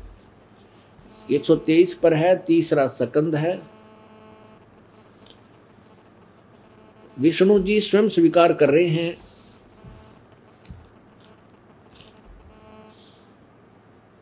तुम शुद्ध स्वरूपा हो। दुर्गा को, अपनी माता दुर्गा के विषय में विष्णु जी महिमा गा रहे हैं, स्तुति करें। तुम शुद्ध स्वरूपा हो, यह संसार तुम्ही से उद्भासित हो रहा है। मैं विष्णु, ब्रह्मा और शंकर, हम सभी तुम्हारी कृपा से विद्यमान हैं। हमारा आविर्भाव आविर्भाव माने जन्म और तिरोभाव माने मृत्यु। हमारा तो आविर्भाव जन्म और तिरोभाव मृत्यु हुआ करता है, यानी हमारा तो जन्म मृत्यु होता है, हम अविनाशी नहीं है। केवल तुम ही नित्य हो, अविनाशी हो। नित्य माने अविनाशी। जगत जननी हो, प्रकृति और सनातनी देवी हो। ये तो विष्णु जी के विचार हैं। अब भगवान शंकर बोले, देवी यदि महाभाग विष्णु तुम्ही से प्रकट हुए हैं, अर्थात उत्पन्न हुए हैं, पैदा हुए हैं, तो उनके बाद उत्पन्न होने वाले ब्रह्मा भी तुम्हारे ही बालक हुए। फिर मैं तमोगुणी लीला करने वाला शंकर क्या तुम्हारी संतान नहीं हुआ? अर्थात मुझे भी उत्पन्न करने वाली तुम ही हो। सिवे संपूर्ण संसार की सृष्टि करने में तुम बड़ी चतुर हो। इस संसार की सृष्टि, स्थिति और संहार में तुम्हारे गुण सदा समर्थ हैं। उन्हीं तीनों गुणों से उत्पन्न हम, यानी रजगुण ब्रह्मा, सतगुण विष्णु, तमगुण शंकर, उन्हीं तीनों गुणों से उत्पन्न हम ब्रह्मा, विष्णु और शंकर नियमानुसार कार्य में तत्पर रहते हैं। अब विचार करो पुण्यात्माओं, इस दास ने पहले वर्बली कहा कि ब्रह्मा विष्णु महेश नासवान है, अदर अमर नहीं है, सर्वेश्वर नहीं है, इनका जन्म मृत्यु होता है, इनके माता और पिता भी है। दास ने नहीं कहा, हमारे भगवान कबीर परमेश्वर ने 600 वर्ष पहले अपनी अमृतवाणी में ये बोला था, जिसको इन नकली ऋषियों और ब्राह्मणों ने रिजेक्ट कर रखी थी उस वाणी को कि वो अनपढ़ है, वो क्या जाने वेदों और प्राणों के रहस्यों को। आज वो प्राण भी वही बोल रहे हैं जो परमेश्वर ने बोला था। इससे सिद्ध है कि विद्वान भी कबीर भगवान थे। वही कबीर मनीषी, मनीषी माने विद्वान, सर्वज्ञ, जिसकी सबको चाह है उस परमेश्वर की, उस ज्ञान को वही परमात्मा कबीर ही लेकर आते हैं। इससे कितने कंसेप्ट क्लियर हुए? नंबर 1, ब्रह्मा विष्णु महेश नासवान है, इनकी जन्म मृत्यु होती है। नंबर 2, रजगुण ब्रह्मा है, सतगुण विष्णु, तमगुण शिव जी। ये तीनों गुण हैं, गुण इन्हीं को कहते हैं। और तीसरा ये हुआ कि दुर्गा इनकी माता है और ये इनके पुत्र हैं। अपने आत्माओं, इस लालटेन के चांदने में आपको स्पष्ट हो गया कि दास झूठ नहीं बोल रहा था, सत्य बोल रहा था। अब आपको दिखाते हैं श्रीमद् भगवत गीता। ये देखिएगा श्रीमद् भगवत गीता, इसके अनुवादक हैं जय दयाल गोविंद का, गीता प्रेस गोरखपुर से प्रकाशित है। श्रीमद् भगवत गीता,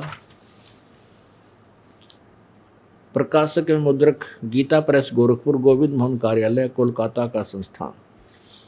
अब चौथा अध्याय देखते हैं। ये देखिएगा अध्याय नंबर 4 और इसके श्लोक नंबर 5 में इसका अनुवाद यहाँ किया है। हे परमतम अर्जुन, मेरे और तेरे बहुत से जन्म हो चुके हैं, उन सबको तू नहीं जानता, मैं जानता हूं। और 9वें श्लोक में क्या कहा है? अध्याय 4 के श्लोक नंबर 9 में, अर्जुन मेरे जन्म और कर्म दिव्य अर्थात निर्मल और अलौकिक है। इस प्रकार जो मनुष्य तत्व से जानता है, जान लेता है शरीर को त्याग कर फिर जन्म को प्राप्त नहीं होता, मुझे ही प्राप्त होता है। अब इससे सिद्ध हुआ कि गीता ज्ञान दाता भी नाशवान है। ये कौन है? ये ब्रह्म है। ये ब्रह्मा विष्णु महेश से अलग जो है वो ब्रह्म है, वो है जो जिसने गीता जी का ज्ञान दिया। अब ये समझना, ये आपको ये और लालटेन दिखानी पड़ेगी कि ब्रह्मा विष्णु महेश, एक तो रजगुण ब्रह्मा है, सतगुण विष्णु, तमगुण शिव जी। अब पवित्र श्री देवी भागवत ने सिद्ध कर दिया कि ये तीनों गुण से उत्पन्न हम, आपके तीनों गुणों से उत्पन्न हम, यानी रजगुण ब्रह्मा, सतगुण विष्णु, तमगुण शिव जी। फिर भी शिव पुराण इसको क्लियर करेगा। ये देखिएगा शिव पुराण, ये है शिव पुराण, ये गीता प्रेस गोरखपुर से प्रकाशित है। संपादक है हनुमान प्रसाद पोदार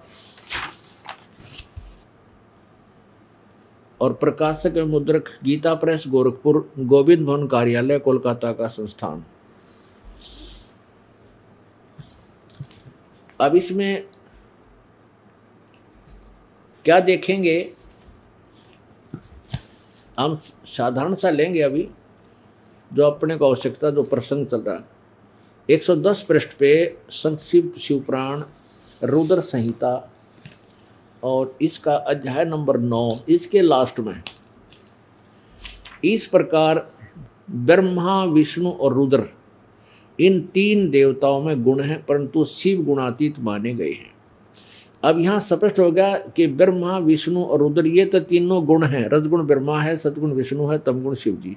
और इनसे न्यारा जो शिव है वो गुणातीत माने गए, वो इनसे न्यारा है, वो गुण रहित है। अब वो चौथा कौन है? ये चौथा ब्रह्म है, ज्योति निरंजन है, ब्रह्मा विष्णु महेश का पिता है। अब इसको सिद्ध करने के लिए आप आइए प्रश्न नंबर इसी के 86 पे, ये देखो प्रश्न नंबर 86 और शिवपुराण, संक्षिप्त शिवपुराण, ये कौन सा है? रुद्र संहिता।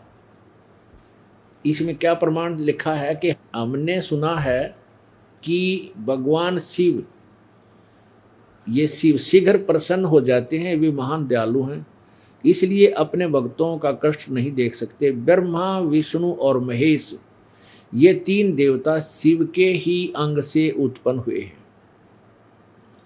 उनके प्राकट्य की कथा था, उनके विशेष चरित्रों का वर्णन कीजिए। ब्रह्मा विष्णु महेश इनसे अलग है, ये शिव, ये शिव के अंग से उत्पन्न हुए। अच्छा आगे देखिएगा। अब ये कंसेप्ट क्लियर करके ही हम पवित्र गीता जी को समझ सकेंगे। ये 25 विद्वेश्वर संहिता, शिव पुराण में विद्वेश्वर संहिता और अध्याय नंबर 10, यहाँ से 9 अंत हुआ, 10वां प्रारंभ हुआ, इसको पढ़ेंगे। ब्रह्मा और विष्णु ने पूछा, प्रभु किससे इस काल से, शिव से, सदाशिव भी कहते हैं इसको, महाशिव भी कहते हैं, प्रभु सृष्टि आदि 5 कर्तों के लक्षण क्या हैं, ये हम दोनों को बताइए। भगवान शिव बोले, मेरे कर्तव्य को समझना अत्यंत गहन है, यद्यपि मैं कृपापूर्वक तुम्हें उनके विषय में बता रहा हूँ। ब्रह्मा और अच्युत या सृष्टि पालन संहार तिरोभाव अनुग्रह, ये 5 मेरे जगत संबंधी कार्य हैं जो नित्य प्रसिद्ध हैं। संसार की रचना का जो, यानी ब्रह्मा विष्णु महेश को बता रहा है, ये यहाँ से हमने समझना है। जो आरंभ है उसी को सर्ग या सृष्टि कहते हैं। अब नीचे आइए। अब ये जो बोल रहा है शिवपुराण को, ये काल है, ये कहता पुत्रो, ब्रह्मा और विष्णु को पुत्र कहता है। पुत्रो, तुम दोनों ने तपस्या करके प्रसन्न हुए मुझ परमेश्वर से सृष्टि और सचिथि नामक 2 कृत प्राप्त किए। ये दोनों तुम्हें बहुत प्रिय हैं। इसी प्रकार से मेरी विभूति स्वरूप रुद्र और महेश्वर में 2 अन्य उत्तम करते हैं, संहार और तिरोभाव।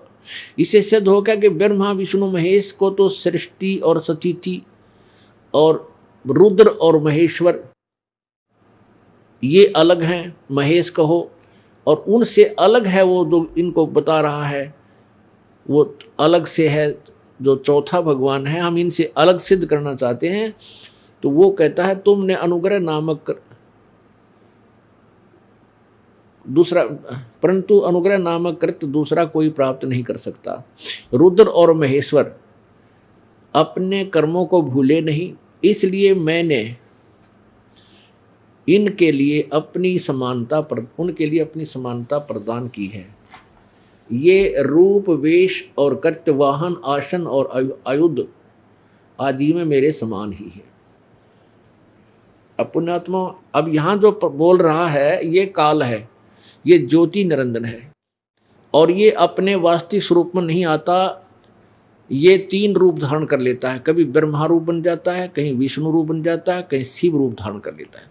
तो यहाँ ये शिव रूप धारण करके ब्रह्मा विष्णु महेश को मूर्ख बना रहा है, इनको अपने सतर का ज्ञान बता रहा है और कह रहा है कि ब्रह्मा विष्णु तुम पुत्रो, तुम मेरे बेटे हो।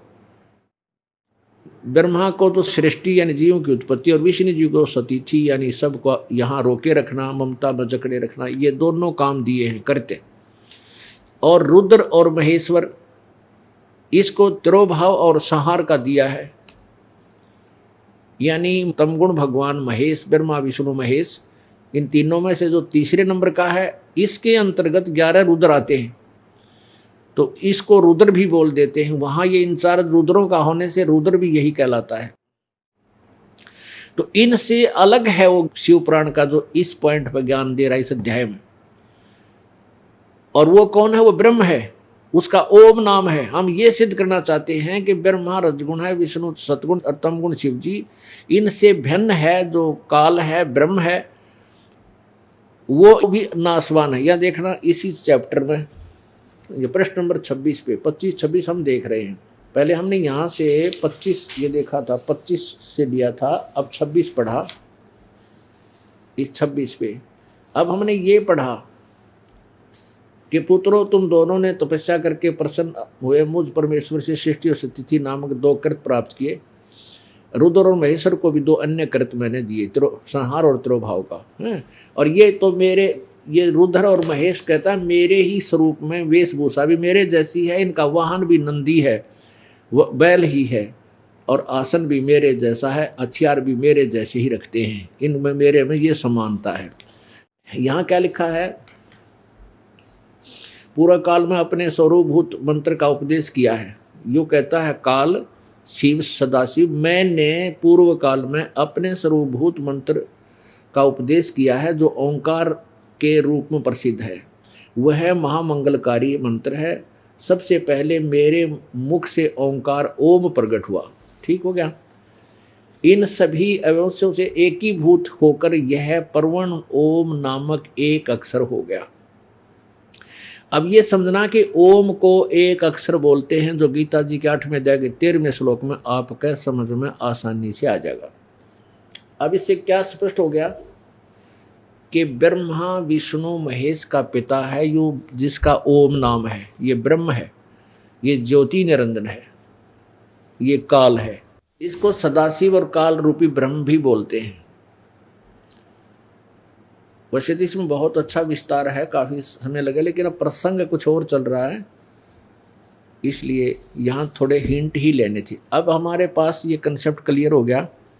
सबसे पहले तो हमने ये कंसेप्ट क्लियर करना है कि रजगुण ब्रह्मा है, सतगुण विष्णु, तमगुण शिव जी। इसके लिए हमें थोड़ा सा सहयोग और लेना पड़ेगा इसी देवी भागवत का, जिसमें संस्कृत भी साथ है। अनुवादकर्ताओं ने संस्कृत को छोड़ करके केवल अपने अनुभव, अपने हिसाब से श्री देवी भागवत यानी पुराणों का अलग से अनुवाद कर दिया। उसमें उनको जहाँ समझ में नहीं आया उसको गोल मोल कर दिया, या ऐसे ही काम चलाओ छोड़ दिया या कर दिया, या बिल्कुल उल्टा अनुवाद कर दिया। अब हमें संस्कृत साथ देखनी है। संस्कृत कोई डिफ़िकल्ट वो नहीं है, कोई ऐसी बात नहीं है हम ना समझ सकें, क्योंकि इसमें भी नागरी लिपि है और नागरी लिपि हम खूब पढ़ सकते हैं, समझ सकते हैं। और अनुवाद भी कुछ एक महापुरुषों ने ठीक भी किया है जिन्होंने संस्कृत साथ रखी है।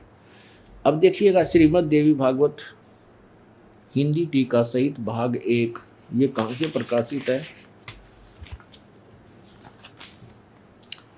अथ देवी भागवतम भाषा टीका सभाष टीकम समहतम, ये है खेमराज श्री कृष्णदास प्रकाशन बम्बई 4। इसके हम तीसरे सकंद में आते हैं। ये देखिएगा तीसरा सकंद। अथ श्रीमद् देवी भागवते भाषा टीका युक्ते तृतीय सकंद है प्रारंभते, ये तीसरा सकंद प्रारंभ हुआ। अब यहाँ आएंगे हम। ये है देवी भागवत प्रश्न नंबर 11, ये संस्कृत सहित है और तृतीय सकंद है अध्याय 5 का, और श्लोक नंबर 8वां पढ़ेंगे, हिंदी और संस्कृत दोनों। हे माता, यदि हमारे ऊपर सदा आप दया युक्त हो, ये शंकर जी बोल रहे हैं, तो हमको तमोगुण में किस प्रकार प्रदान किया? ब्रह्मा रजोगुण और हरि सतोगुण युक्त क्यों किए? युक्त किए। अब यहां देखो, इसमें स्पष्ट किया है। भगवान शंकर कहते हैं, हे माता, यदि आप कहती हो कि तुम मुझे बहुत प्यारे हो, हम तुम्हें प्यारे हैं, आप हमारे ऊपर दया रखते हो, तो हमको मुझे तमोगुण क्यों बना दिया? मैं किसा जुल्म कर रहा हूँ, जीवों को मारता हूँ, फिर किस प्रकार प्रदान के ब्रह्मा रजोगुण क्यों बनाया, जिसके कारण कितना बुरा व्यवहार किया जाता है, हरि सतोगुण, जिससे हम यहाँ फंसे रहते हैं, एक दूसरे में उलझे रहते हैं। अब संस्कृत देखो, ये 8वां श्लोक यहाँ प्रारंभ होता है संस्कृत। यदि दया धर्मना न सदाम्बिके कथम अहम विहित है। शंकर जी बोल रहे हैं, भगवान शिव, मैं तमोगुण क्यों बना दिया? कथम विहित तमोगुण, और कमल जय, कमल से उत्पन्न होने वाले रजोगुण संभव, कमल से उत्पन्न होने वाले ब्रह्मा को आपने रजोगुण क्यों बनाया? और सुवित है किमु सतोगुण हरि, तो फिर आपने विष्णु को सतोगुण क्यों बनाया? इससे सिद्ध हो गया कि रजगुण ब्रह्मा है, सतगुण विष्णु, तमगुण शिव जी, नथिंग एल्स। अब इसमें ये कंसेप्ट क्लियर हो गया, कोई डाउट नहीं रहा। अब पुण्यात्माओं, परमेश्वर के ज्ञान को समझना अति आवश्यक है, फिर भक्ति कठिन नहीं है। परमात्मा की साधना इतनी आसान है, पृथ्वी पर कोई भी काम नहीं है। इससे लूला, लंगड़ा, अंधा, गूंगा, कोई कुबड़ा, कैसा भी अपाहिज, लेट के बैठ के चलते फिरते काम करते करते, किसा जैसा भी किसी का तो व्यवसाय है, वो उसी में परमात्मा प्राप्ति कर सकता है। अपने स्वाभाविक कर्मों को करता हुआ परमात्मा प्राप्ति की जा सकती है। हम अभी तक इन अज्ञानियों की बातों को सुनकर, इनकी क्रियाओं को देखकर, कोई तो ऐसे आंकड़ा बैठा है, समाधि लगा रखी है, उनके चित्र देखते थे। कोई तप कर रहा है, कोई झरने में खड़ा है, कोई जल में खड़ा है, कोई कहीं तपस्या करता है, कोई धूने लगा रखे। तो हम ये सोचा करते भी ये ऐसे ही भगवान मिलता होगा, तो हम उससे वंचित रहते थे कि हमारा काम नहीं भाई। फिर भी भगवान की इच्छा हृदय से गई नहीं, कोई न कोई जंतर मंत्र हम करते रहते थे। अब परमेश्वर ने बताया कि जैसे मैं एक गरीब जुलाहा बनकर रहा और चौथे वर्ण में आया, शूद्र वर्ण में, और परमात्मा पाया, यानी अपारती अपसाजय, हमारे लिए एक उदाहरण करके दिखाया कि मैं सह शरीर गया भाई, देख लो मैं घर से, और सतलोक गया, भक्ति ऐसी करो, तुम भी ऐसे चले जाओगे, विमान में बैठ कर जाओगे, तुम सच साधना करोगे। तो पुण्यात्माओं, अब हमें ये समझना अति आवश्यक है, उसके बाद भक्ति करना तो बिल्कुल आसान बात हो जाएगी। और ये परमात्मा की महिमा सुनना ज्ञान यज्ञ होता है। ज्ञान यज्ञ हमारे लिए अति आवश्यक हो गया, क्योंकि हम चौथे युग में आगे भक्तिहीन हो चुके हैं। हम बहुत क्रिटिकल स्टेज पर हैं। हमारा रोग, हमारी आत्मा का रोग, जो जन्म मृत्यु का रोग, बहुत भयंकर हो चुका है। और जब क्रिटिकल स्टेज पर आ जाता है रोग, तो डॉक्टर सबसे पहले ग्लूकोज स्टार्ट कर देता है। ग्लूकोज इलाज नहीं है, ट्रीटमेंट नहीं है, पर सहयोगी है।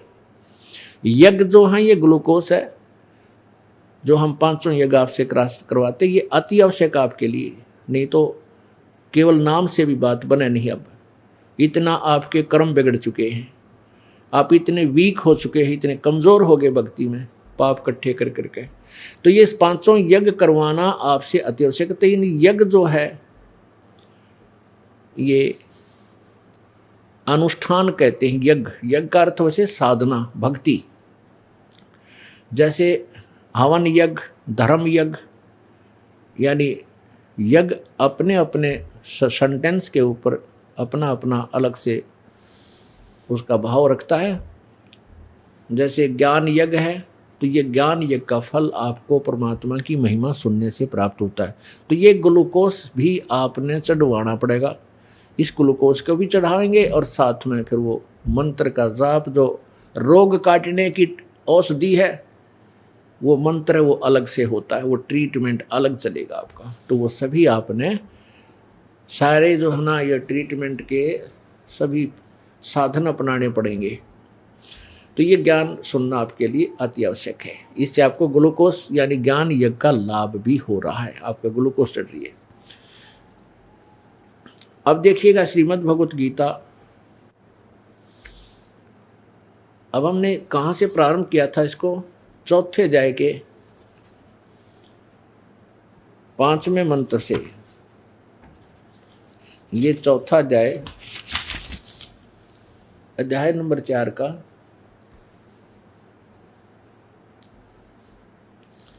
और मंत्र 5 है। ये यहाँ पर है, इसका अनुवाद ऊपर किया है। ये परंतम अर्जुन, मेरे और तेरे बहुत से जन्म हो चुके, गीता ज्ञानदाता कहता है, उन सबको तू नहीं जानता, मैं जानता हूं। फिर यहां कहता है 9 में, श्लोक नंबर 9 में, हे अर्जुन, मेरे जन्म और कर्म अलौकिक है, दिव्य है, अर्थात अलौकिक है। इस प्रकार जो मनुष्य तत्व से जान लेगा, वह शरीर को त्याग कर फिर जन्म को प्राप्त नहीं होता, मुझको ही प्राप्त होता है। ये धन्यवाद ये दास ने किया, उसको समझोगे तो पता चलेगा। अब आगे देखना, अध्याय नंबर 2 के श्लोक नंबर 12 में, अध्याय नंबर 2 और श्लोक नंबर 12,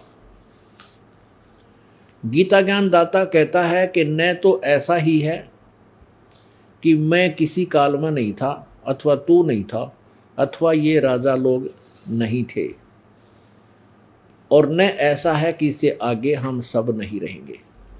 इसे सिद्ध हुआ कि गीता ज्ञान दाता कह रहा है, वो ब्रह्म बोल रहा है, जो ब्रह्मा विष्णु महेश का पिता है, रजगुण ब्रह्मा, सतगुण विष्णु, तमगुण शिव जी का पिताजी। वो ब्रह्म गीत श्री कृष्ण जी में प्रवेश करके प्रेत की तरह श्री कृष्ण के शरीर से बोल रहा है। वो कह रहा है कि अर्जुन, ऐसा नहीं है कि तू और मैं पहले ना जन्मे हो और आगे ना जन्म हो, अर्थात तेरा और मेरा और इन सब राजा लोग और प्राणियों का पहले भी जन्म था, आगे भी होगा। अर्थात तू और मैं और ये सभी जन्म मृत्यु में ही, जन्म मरण के चक्कर से बाहर नहीं है। आगे क्या बताता है कि मेरा, चौथे अध्याय के 9वें श्लोक में, कि मेरे जो जन्म और कर्म अलौकिक है। अलौकिक माने दिव्य हैं। वो कैसे हैं? अब 10वें अध्याय का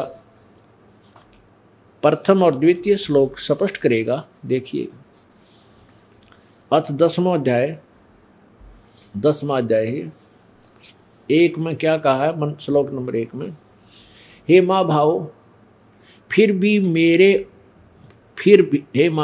मेरे परम रहस्य युक्त प्रभाव युक्त वचनों को, यानी मेरे श्रेष्ठ वचनों को तू सुन, जिससे मैं तुझ अतिश प्रिय रखने वाले, प्रेम रखने वाले के लिए हित की इच्छा से कहूँगा। तेरे को कहता है कि अब मैं तुझे एक कति परम वचन, श्रेष्ठ वचन बताता हूँ, क्योंकि तू मेरे में घना प्रेम रखा है, इसलिए तेरे हित की इच्छा से बताता हूँ। क्या कहता है कि मेरे जन्म को, मेरे उत्पत्ति को ना ते देवता जानते, ना ये ऋषि लोग जानते, क्योंकि ये सभी मेरे से उत्पन्न हुए हैं। इससे सिद्ध है कि गीता ज्ञान दाता का जन्म तो हुआ है, लेकिन ये ब्रह्मा विष्णु महेश और ये ऋषि, ये देवता नहीं जानते, क्योंकि ये इसके पुत्र हैं। और पिता की उत्पत्ति को संतान नहीं जान सकती, केवल दादाजी बता सकता है। तो उस दादाजी ने, परम अक्षर ब्रह्म ने, पूर्ण ब्रह्म ने बनारस में आकर 120 वर्ष जुलाहे की भूमिका करते हुए ये सब ज्ञान बताया था कि इसकी कैसे उत्पत्ति हुई ब्रह्म की, और ब्रह्मा विष्णु महेश इसके पुत्र हैं, दुर्गा इनकी माता है। अब दूसरा श्लोक देखिए, अध्याय नंबर 10 का और श्लोक नंबर 2। गीता ज्ञानदाता कहता है कि मेरी उत्पत्ति को, अर्थात लीला से प्रकट होने को, न देवता लोग जानते हैं और न महर्षि जन जानते हैं, क्योंकि मैं सब प्रकार से देवताओं और महर्षियों का आदि कारण हूँ। अर्थात ये मेरे से जन्मे हैं, मैं इनकी उत्पत्ति करता हूँ। अब ये सिद्ध हो गया कि गीता ज्ञान दाता भी नाशवान है, इसका जन्म और मृत्यु होता है। अलौकिक कैसे हैं? गीता ज्ञान दाता के जन्म अलौकिक कैसे हैं, दिव्य कैसे हैं, ये प्रसंग क्लियर करना पड़ेगा, ये कंसेप्ट क्लियर करना पड़ेगा। और ब्रह्मा विष्णु महेश नाशवान है। जैसे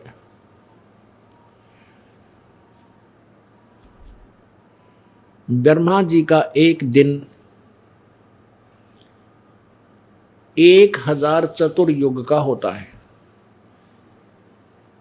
वैसे तो 1008 चतुर्युग का होता है, क्योंकि ब्रह्मा जी के एक दिन में 14 इंद्र अपना शासन काल पूरा कर जाते हैं, और एक इंद्र का शासन काल होता है 72 चतुर्युग।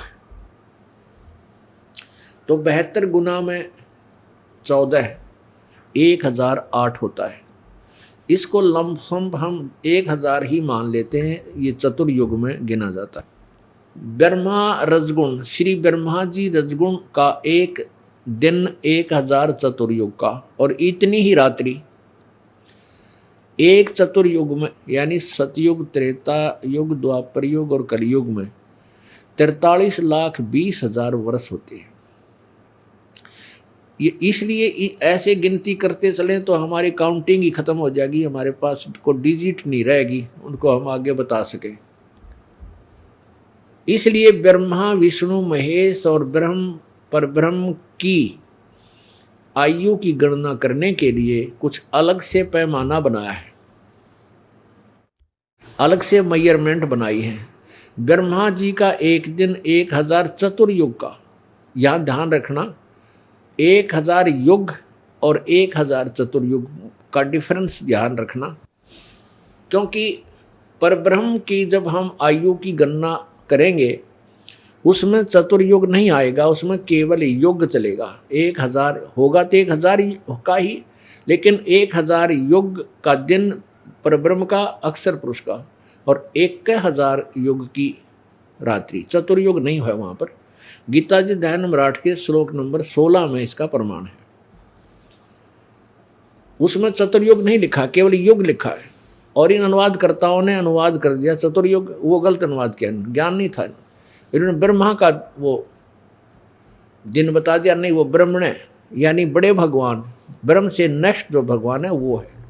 यहाँ ब्रह्मण 8वें अध्याय के 16वें श्लोक में जो ब्रह्मण का अर्थ ब्रह्मा नहीं है, यहाँ परब्रह्म होगा, क्योंकि ब्रह्मण का अर्थ बड़ा भगवान। अब ब्रह्म से नेक्स्ट जो भगवान है उसको ब्रह्मण बोलते हैं, लेकिन यहाँ ब्रह्मण कहने का तात्पर्य परब्रह्म से कैसे संकेत है, परब्रह्म क्यों माना, क्योंकि इसकी आयु का संकेत है। और जहाँ ब्रह्मण्य का अर्थ पूर्ण ब्रह्म इसलिए कहा जाता है वहाँ उसकी आयु नहीं है। अब हम ब्रह्मा की आयु की गणना करते हैं। 1000 चतुर्युग का दिन और इतनी ही रात्रि, 30 दिन रात का एक महीना और 12 महीने का एक वर्ष और 100 वर्ष की ब्रह्मा जी की आयु। अब ब्रह्मा जी की मृत्यु होगी, ऐसे ही ब्रह्मा जी से 7 गुना विष्णु जी की आयु और विष्णु जी से 7 गुना इस शंकर भगवान शिव जी की आयु, जो शिव के पुत्र हैं ये ब्रह्मा विष्णु महेश, इनकी आयु ऐसे है। जब 70,000 बार ये तीसरे नंबर का जो तमोगुण भगवान शिव है, ब्रह्म का पुत्र है, इसकी 70,000 बार जब मृत्यु हो लेगी तब एक ब्रह्मलोक में रहने वाला, सदाशिव रूप में रहने वाला काल ब्रह्म मरेगा। एक ब्रह्मांड का विनाश होगा और वो समय होगा, एक युग होगा परब्रह्म का। पुण्यात्माओं, आप बच्चे हो, क्लास 10 कर रहे हो, ये पॉइंट आपको बार बार समझाया जाता है कि आप विचलित ना हो जाओ, अपने सदग्रंथों को आसानी से समझ सको। अब यहाँ एक युग, परब्रह्म का एक युग हुआ, जो 70,000 बार त्रिलोकीय शिव मर लेंगे और वहां एक बार मरेगा ब्रह्मलोक में रहने वाला शिव, ये काल, ये ब्रह्म अपना शरीर छोड़ देगा। उसके बाद परमेश्वर कबीर जी को इनको दिया हुआ वर, अपने आप इनका शरीर, ये सब प्राणी दूसरे ब्रह्मांड में चले जाएंगे और वहां अपने आप ये शिव और दुर्गा, इन दोनों की मृत्यु, इनकी भी मृत्यु होगी, लेकिन इनके शरीर अपने आप परमात्मा की कृपा से युवा अवस्था में एज इट इज बन जाते हैं। फिर दोनों के योग से फिर नए सिरे से ऐसे ही रजगुण ब्रह्मा, सदगुण विष्णु, तमगुण शिव जी की उत्पत्ति। फिर सृष्टि नए सिरे से उस ब्रह्मांड में शुरू होगी। कुछ वचन से दुर्गा करेगी, कुछ अपने शारीरिक संबंधों से ये उत्पन्न करेंगे और वो ब्रह्मांड में फिर सृष्टि प्रारंभ हो जाएगी। तो इस प्रकार ये कहता है कि मेरे जन्म अलौकिक हैं, ऐसे अलौकिक हैं। और ये ऐसे अपने आप को कहीं गीता में एकाधी बार अजन्मा भी कहता है, अजन्मा नहीं है ये ऐसे मरता है और ऐसे ही ये प्रकट हो जाता है दूसरे उसमें। मरने और प्रकट होते समय इसको पीड़ा भी होती है, पूरी पीड़ा का इसको सहन करनी पड़ती है, जैसे आम साधारण व्यक्ति मरता है। और ऐसे जन्म होता है जब इसका शरीर प्रकट होता है, तब इसको बहुत पीड़ा का सामना करना पड़ता है, बहुत कष्ट होता है। तो इसका जन्म ऐसे अलौकिक है। अब यहाँ हमने आगे चलना है, परब्रह्म की आयु देखनी है, अक्षर पुरुष की, जो गीता जी अध्याय नंबर 15 के श्लोक 16 और 17 में 3 भगवान हैं। एक क्षर पुरुष ये ब्रह्म है, ज्योति निरंजन, और अक्षर पुरुष ये परब्रह्म है जिसकी आयु अब बताई जाएगी। और तीसरा परम अक्षर ब्रह्म है, उत्तम पुरुष है तो अन्य है, उसकी कोई आयु नहीं है, वो अमर है, अजर अमर है। तो यहाँ परब्रह्म की आयु कैसे है? जैसे 70,000 बार त्रिलोकीय शिव की मृत्यु हुई और एक ब्रह्मांड में यु सदा शिव काल रूपी ब्रह्म की मृत्यु हुई, यो एक युग हो गया किसका? परब्रह्म का, अक्षर पुरुष का। तो उस ऐसे बने हुए 1000 युग का दिन, इतनी ही रात्रि अक्षर पुरुष की है, परब्रह्म की है। ऐसे ही 30 दिन रात का एक महीना, 12 महीने का एक वर्ष और फिर 100 वर्ष की आयु है अक्षर पुरुष की। अब यू अक्षर पुरुष भी नाशवान, केवल परम अक्षर ब्रह्म, जो गीता जी के अध्याय नंबर 8 के श्लोक नंबर 3 में गीता ज्ञानदाता कहता है कि वो परम अक्षर ब्रह्म है, जिसके विषय में 7वें अध्याय के 29वें श्लोक में कहा गया है कि उस पर तत्ब्रह्म को जानने के पश्चात और सारे अध्यात्म ज्ञान और सब कर्मों से परिचित होने के पश्चात ये प्राणी जरा और मरण से छूटने का ही प्रयत्न करता है और किसी वस्तु की इच्छा नहीं रखता। वो परम अक्षर ब्रह्म है। तो अर्जुन ने 8वें अध्याय के प्रथम श्लोक में पूछा, परमात्मा आपने जो 7वें अध्याय के 29वें श्लोक में जिस तत्ब्रह्म के बारे में जिक्र किया है कि उसके जानने के बाद फिर कोई जन्म मृत्यु यहाँ की वस्तु की इच्छा नहीं करता, वो किम तत्ब्रह्म, वो तत्ब्रह्म कौन है? फिर 8वें अध्याय के गीता जी के श्लोक नंबर 3 में गीता ज्ञानदाता ब्रह्म ने कहा कि वो परम अक्षर ब्रह्म है। तो पुण्यात्मा जो परम अक्षर ब्रह्म है वो तीसरे नंबर का परमेश्वर, वो सत्य पुरुष भी कहते हैं उसे, अविनाशी, सत्य माने अविनाशी, नित्य रहने वाला, वो पूर्ण परमात्मा, वो कभी मृत्यु में नहीं आता। वो वास्तव में पुरुषोत्तम है, उत्तम पुरुष है तो अन्य, वो है वास्तव में भगवान। और यहाँ देखो कितनी लंबी उम्र ब्रह्मा की, और ब्रह्मा से 7 गुना सतगुण विष्णु की, उससे विष्णु जी से 7 गुना सतगुण तम गुण शिव जी की, और इसकी 70,000 बार मृत्यु होगी जब एक ब्रह्म काल की मृत्यु होगी जो शिव रूप में है ब्रह्मलोक में। और वो एक युग होगा पर ब्रह्म अक्षर पुरुष का, और ऐसे फिर 1000 युग का दिन उस पर ब्रह्म का, इतनी रात, फिर 30 दिन रात का महीना, 12 महीना का वर्ष, 100 वर्ष की आयु, फिर मरेगा। एती उम्र बुलंद मरेगा अंतरे, क्योंकि सतगुरु लगे ना कान ना बैठे वो संतरे।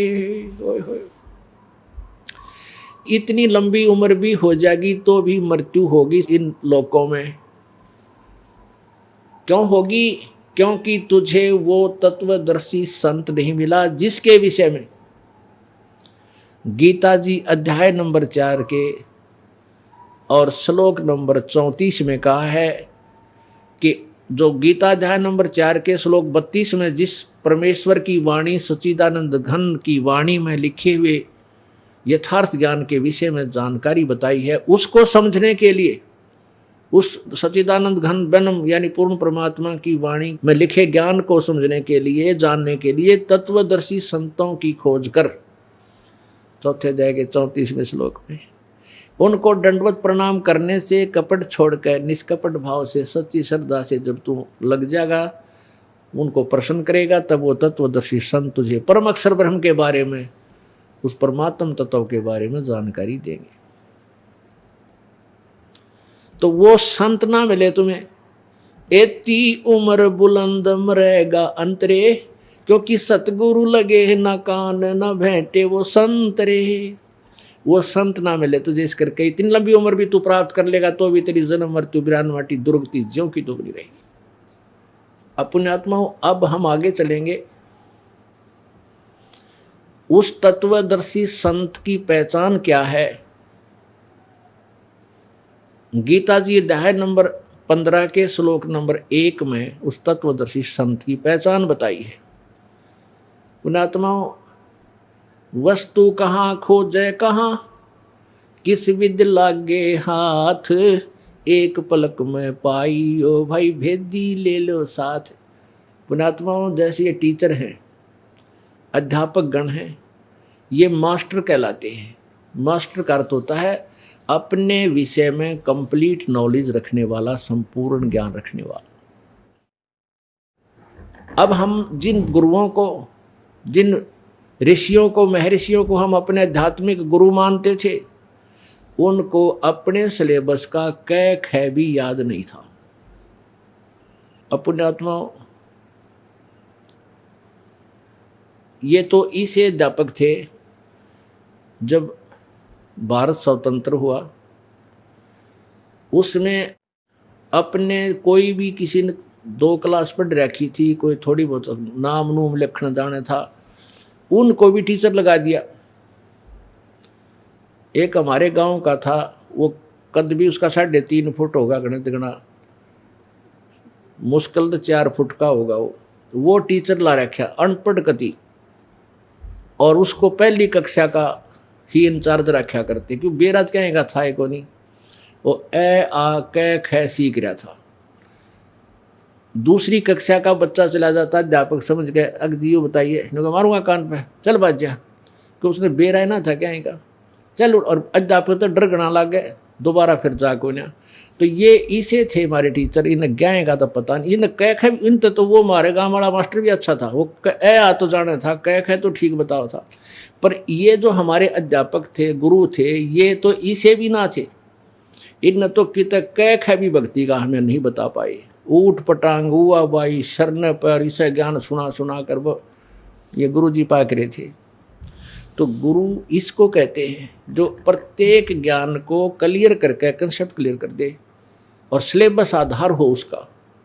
हमारा सिलेबस है पवित्र पांचों वेद। वैसे तो पांचवा वेद तो ये नहीं जानते थे, लेकिन चार वेद तो इनके आधार था। चार वेदों को तो ये सिलेबस मानते थे कि सत्य ज्ञान है।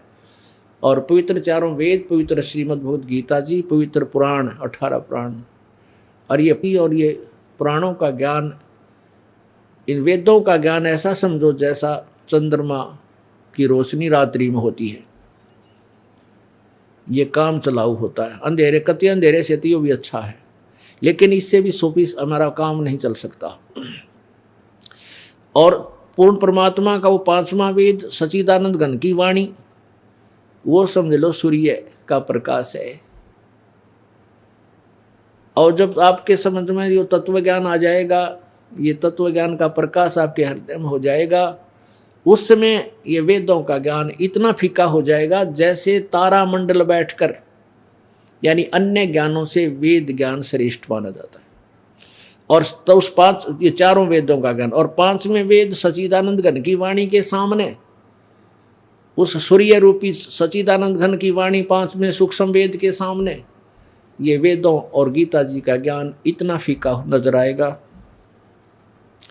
जैसे सूर्य उदय होने के बाद चंद्रमा आकाश में ही रहता है, उसका कहीं, उसकी रोशनी का कहीं पर भी जो है ना प्रकाश नहीं रहता, छिप जाता है, देखने से बिना दिखता है। गुणे दान तो देखे जब की थोड़ा सा टिमटिमाता दिखेगा। तो कहने का भाव यह है कि तारा मंडल बैठ के रात्रि के समय चांद बड़ाई खावे, वेद चारों वेदों का ज्ञान ऐसे सुप्रसिद्ध था। उदय हुआ जब सूरज का ये सो तारों छिप जावे, और ज्ञान सब ज्ञानड़ी कबीर ज्ञान सो ज्ञाने, जैसे गोला तोब का भाई करता चले मैदान। अब ये तत्व ज्ञान कबीर ज्ञान जो है, कबीर ज्ञान मीन सच्चिदानंद घन की वाणी, गीता जी अध्याय नंबर 4 के श्लोक नंबर 32 में जिसके बारे में लिखा है, और जिसके जानने के लिए गीता अध्याय नंबर 4 के श्लोक नंबर 34 में कहा है कि तत्वदर्शी संत बताएंगे। वो ये दास, वो तत्वदर्शी संत परमेश्वर के द्वारा बनाया हुआ आपके समक्ष है। और उसके उस सच्चिदानंद घन की वाणी के सामने वो पांचवें वेद की वो कबीर ज्ञान यानी कबीर वाणी, और ज्ञान सब ज्ञानड़ी कबीर ज्ञान सो ज्ञाने, जैसे गोला तोब का अब करता चले मैदान। अब ये परमेश्वर का जो सत्य ज्ञान है, अब ये तोब का गोला है। इसके सामने ये नकली संत और पंथ, ये महर्षि गुरु जी, ये महर्षि, ये सतगुरु जगत गुरु लिखे बैठे हैं, सारे लुकते फिरेंगे। इनके पास एक शब्द नहीं होगा जनता के सामने बोलने को, और इन्हें सरेंडर करना पड़ेगा जनता के सामने, भाई हमने ज्ञान नहीं था। एक ये दास ऐसा ज्ञान जनता में प्रवेश कर रहा है, ये जनता ही उनसे अपने आप उल्टी हट जाएगी, वो अकेले बैठे रह जाएंगे। एक गांव में एक अंधा भजनी आ गया, और वो तीसरे दिन आके अच्छी अच्छी बात सुना करता। फिर एक दिन कोई और अच्छा, उस नगरी में बहुत ही अच्छा कोई कथाकार आ गया, तो लोग उसके काफ़ी प्रशंसक हो गए। वो अंधा फिर आ गया, उसको वहाँ अच्छी प्रभुता प्राप्त थी, अच्छे पैसे ले जा करता है ठीक है अपने भजन कीर्तन करके। तो जब वो अंधा आया दोबारा, गांव वालों को कोई अच्छे कोई कथाकार मिल गया था, तो वो कहने लगा भाई मैं कथा करूँगा, मैं भजन गाऊंगा। इब गांव वाले ने सोचा भाई इस नकम में तक्यों कर पीछा छुटवावा, सारे रात पढ़े ना पढ़न दे, यार गांव में खड़ा कर लिया थे। उससे तंग आ चुके थे, उससे पीछा छुटवाना चाहते थे।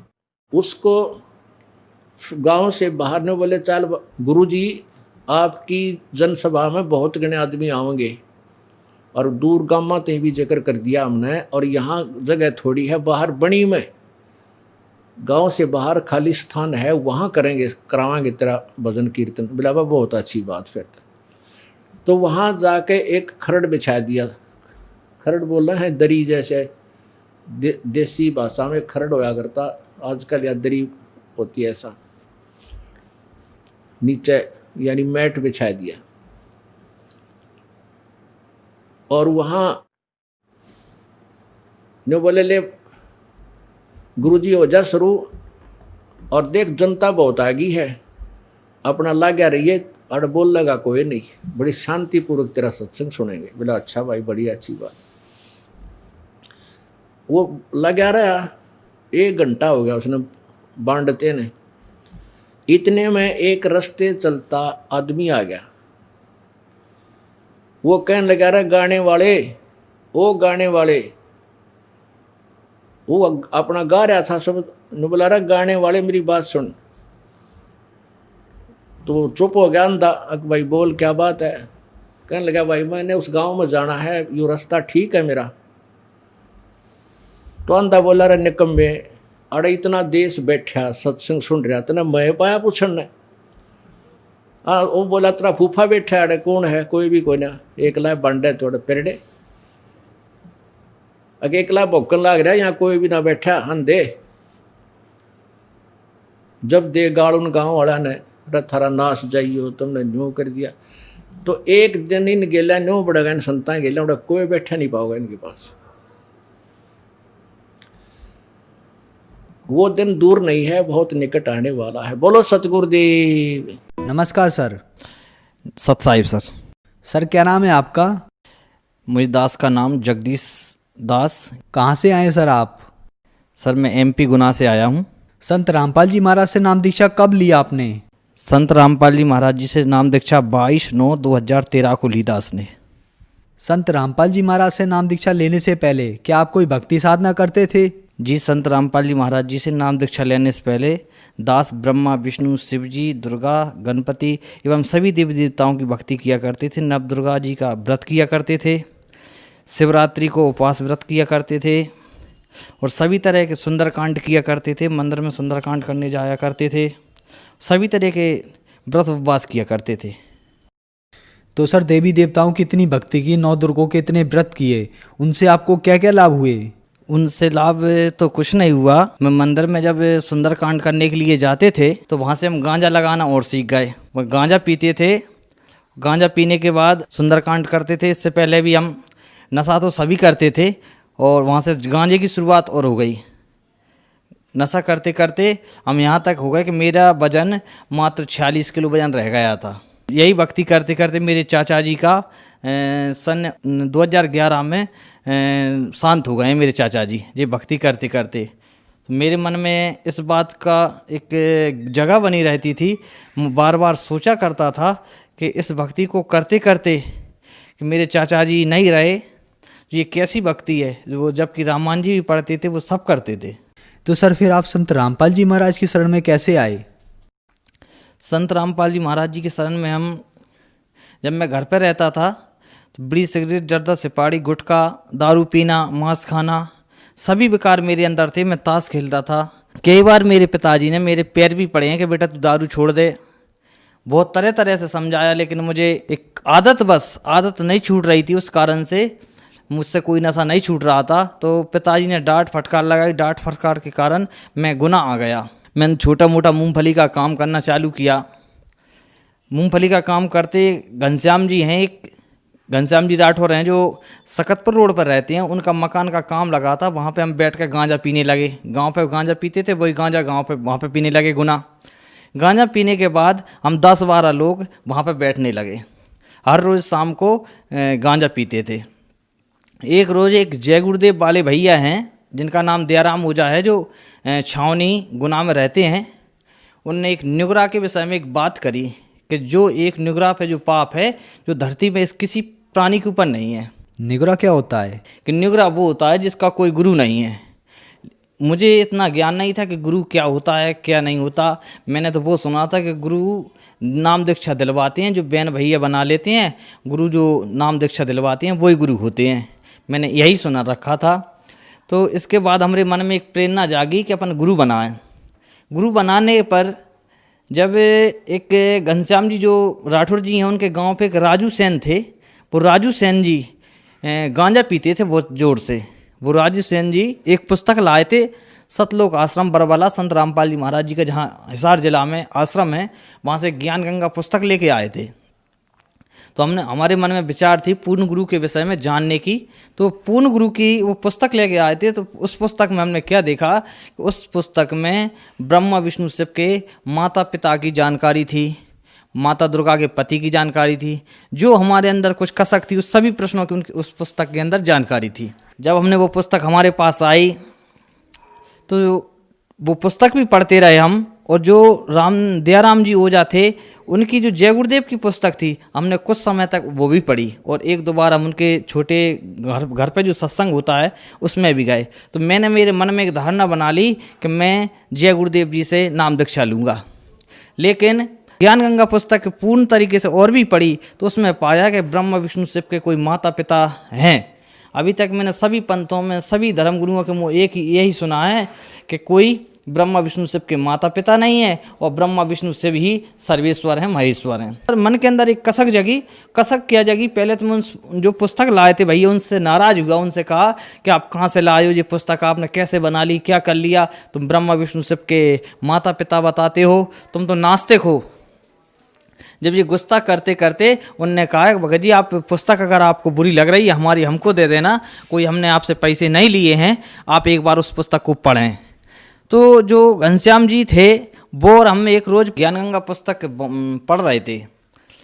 इतने में एक पीछे से गाय आई, जो पानी के लिए एक टैंक था, जो लेटरिन का टैंक था, उस लेटरिन के टैंक में गाय गिर जाती है। उसके दोनों साइड पट्टी रखी हुई थी। वहाँ पे कोई भाई नहीं थे, कोई कम जनता थी।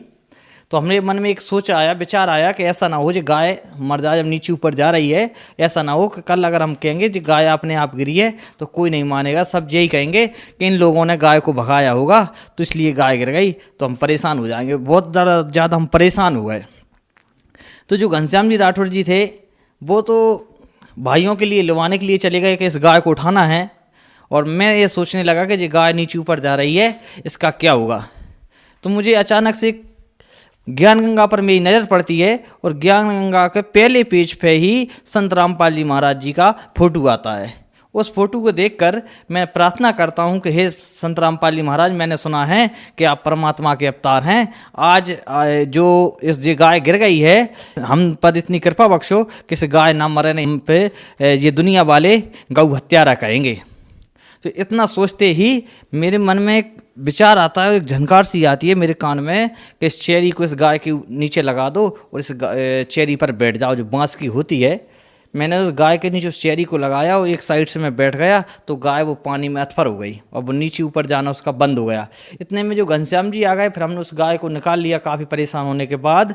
तो मेरे मन में एक ये विचार बन गया कि संत रामपाल जी महाराज जी पूर्ण संत हैं, क्योंकि ब्रह्मा विष्णु शिव का जो उन्होंने पता बताया था जो ज्ञान गंगा पुस्तक के अंदर, मैंने शिव पुराण के अंदर भी मिलाया, श्रीमद् देवी भागवत जी के अंदर भी मिलाया। तो इस कारण से मेरे अंदर विचार बन गया कि हाँ संत रामपाल जी महाराज पूर्ण संत हैं। कुछ दिन बाद हम विचार बनाते हैं बरवाला संत रामपाल जी महाराज जी के बरवाला आश्रम जाने की, जो हिसार जिला में हैं।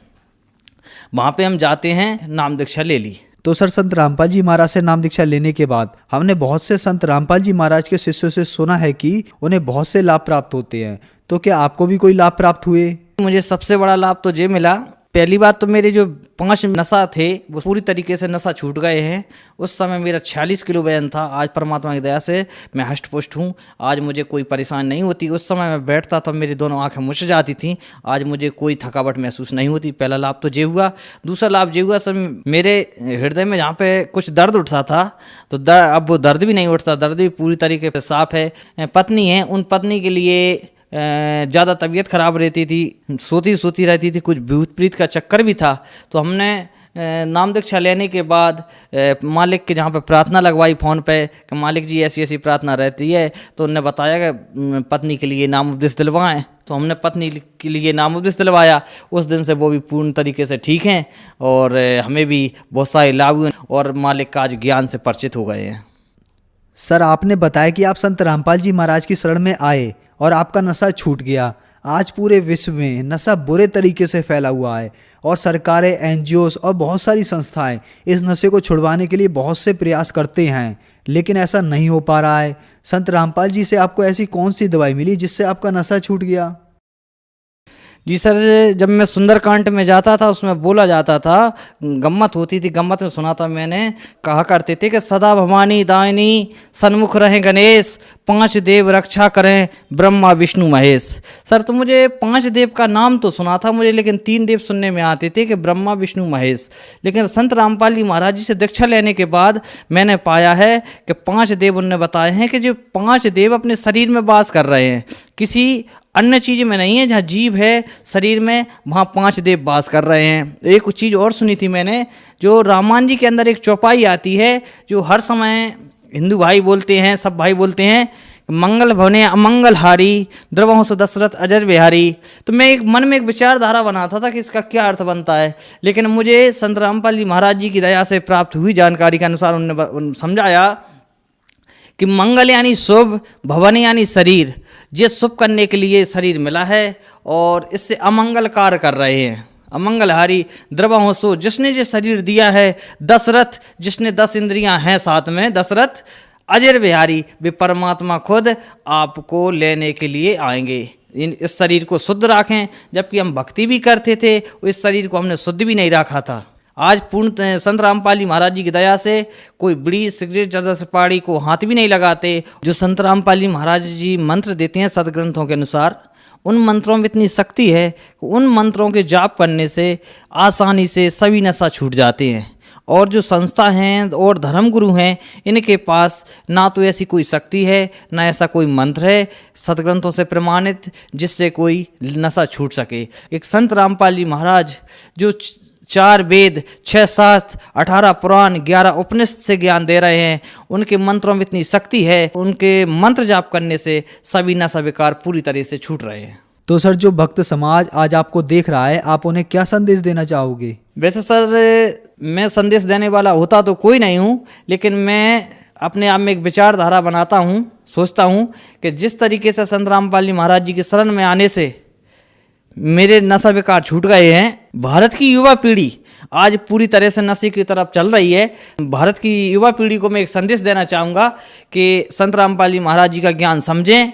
जो आज संत रामपाल जी महाराज पूरे विश्व के धर्म गुरुओं को ज्ञान चर्चा के लिए आमंत्रित कर रखा है, उनकी पुस्तकों को पढ़ें। पुस्तक पढ़ने के बाद अपना नशा विकार छुटाएं और इस भारत को विनाश की तरफ बढ़ने से रोकें, और संत रामपाल जी महाराज जी की शरण में आएं और उनसे नाम दीक्षा लें और अपना कल्याण करवाएं। सर, संत रामपाल जी महाराज से नाम दीक्षा कैसे ले सकते हैं? जो टीवी पे कई चैनलों पे सत्संग आ रहा है संत रामपाल जी का, उन चैनलों पर पट्टी आती है, पट्टी में नंबर आते हैं संत रामपाल जी महाराज जी के नाम दीक्षा केंद्रों के, नंबर से जानकारी लेकर नाम दीक्षा ले सकते हैं। एक पूर्ण संत रामपाल जी महाराज जी हैं जो आज शास्त्र के अनुकूल साधना बता रहे हैं। नहीं, सभी धर्म गुरु अपने ज्ञान गोटी लगा के जनता को ठगने का कार्य कर रहे हैं। और इस कबीर परमात्मा ने एक वाणी बोली, उसमें कहा है, कलयुग कठिन है, संत न चीने कोई, और कामी क्रोधी मस्खरा तिनका आदर होए। आज संत रामपाल जी महाराज शास्त्र के अनुकूल साधना बता रहे हैं तो लोगों को कड़वा लग रहा है, लोगों की धर्म गुरुओं की काली कमाई मारी जा रही है, इसलिए कड़वे लग रहे हैं। लेकिन संत रामपाल जी महाराज एक उपकार का कार्य कर रहे हैं, इसका पता सभी भारत के समाज को कुछ आगे चल के पता चलेगा, जब ये भारत विश्व में एक नाम अपना रोशन करेगा नशा विकार छोड़कर। धन्यवाद सर। सत साहेब। बोलो सतगुरुदेव की जय हो।